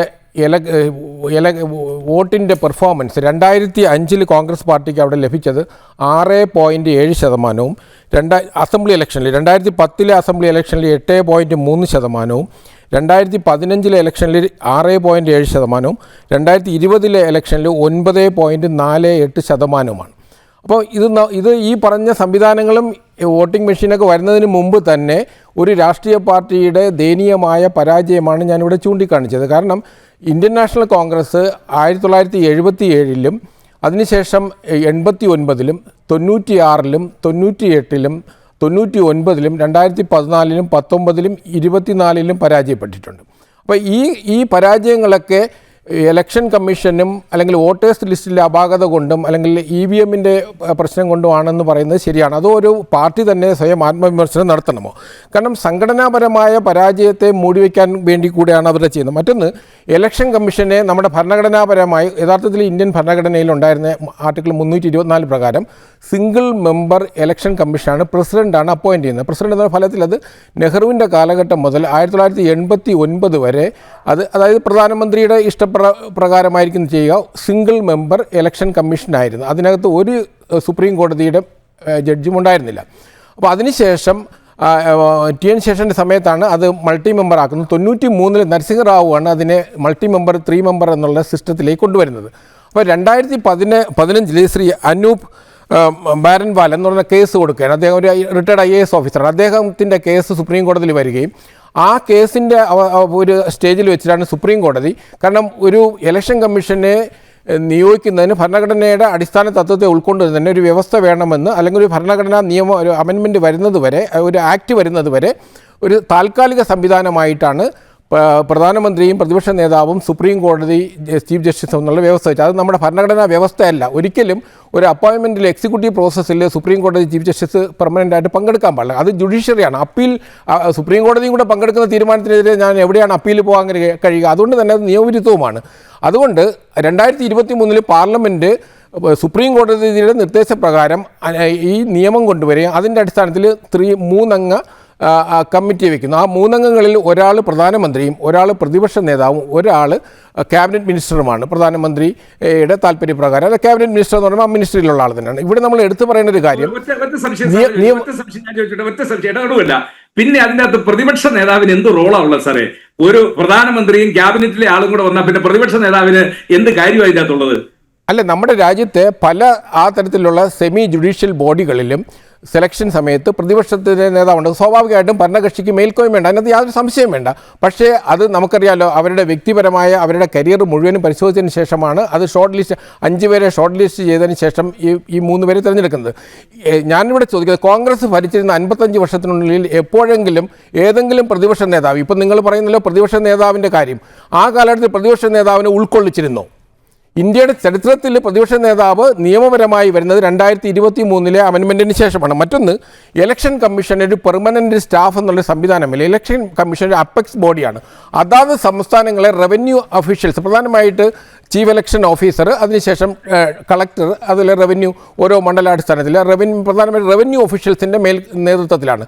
അതാത് സംസ്ഥാനങ്ങളാണ് ഡീസെൻട്രലൈസ് ചെയ്താണ് ഇത് വർക്ക് ചെയ്യുന്നത്. അതിന് യാതൊരു തരത്തിലുമുള്ള കേന്ദ്ര നയപരമായ തീരുമാനങ്ങളും തിരഞ്ഞെടുപ്പ് നിയമങ്ങളും അതുപോലെ തന്നെ മറ്റു ചില കാര്യങ്ങളും ചെയ്യുന്നതല്ലാതെ സംസ്ഥാനത്തെ പോലീസും സംസ്ഥാനത്തെ സിവിൽ സർവീസിനെയും ഉപയോഗിച്ചുകൊണ്ടാണ്. അത് എല്ലാ തരത്തിലുള്ള ജീവനക്കാരുമാണ്. അതിനകത്ത് ഒരു സാധാരണ സെൻട്രൽ ഗവൺമെൻറ് ജീവനക്കാർ പോലും ഇലക്ഷൻ പ്രോസസ്സിൽ വളരെയധികം പങ്കെടുക്കാറില്ല. ഞാൻ കേന്ദ്ര സർവകലാശാലയുടെ അധ്യാപന സമയത്ത് ഒബ്സർവറായിട്ട് പോയിട്ടുണ്ട്. പക്ഷേ പൊതുവേ ഇലക്ഷൻ പ്രോസസ്സിൽ കൂടുതലും പങ്കെടുക്കുന്നത് സംസ്ഥാന സർവീസിലെ ജീവനക്കാർ തന്നെയാണ്. അപ്പോൾ അതുകൊണ്ട് തന്നെയാണ് ഇതൊരു ഒരു ഇലക്ഷൻ കമ്മീഷൻ നേരിട്ട് നടത്തുന്ന ഒരു പ്രക്രിയയല്ല ഈ പ്രോസസ്സ്. അതായത് സംസ്ഥാന സർക്കാരിൻ്റെ കീഴിൽ പ്രവർത്തിക്കുന്ന വിശേഷിച്ചും റവന്യൂ ഓഫീഷ്യൽസിന് മേൽക്കോയ്മയുള്ള ഒരു സംവിധാനമാണ്. അപ്പം ഞാൻ പറയുന്നത്, ഈ തിരഞ്ഞെടുപ്പ് വോട്ടേഴ്സ് ലിസ്റ്റിലെ ന്യൂനതകളെ നിങ്ങൾക്ക് കുറ്റപ്പെടുത്താം, തെറ്റുകളെ തിരുത്താം, അപാകതകളെ തിരുത്താം. പക്ഷേ ഇലക്ഷൻ വ്യവസ്ഥയെ തള്ളിപ്പറയുന്നത് ജനാധിപത്യത്തിനെതിരാണ്, ഭരണഘടനയ്ക്കെതിരാണ്. നമ്മുടെ മഹത്തായ ഒരു ജനാധിപത്യ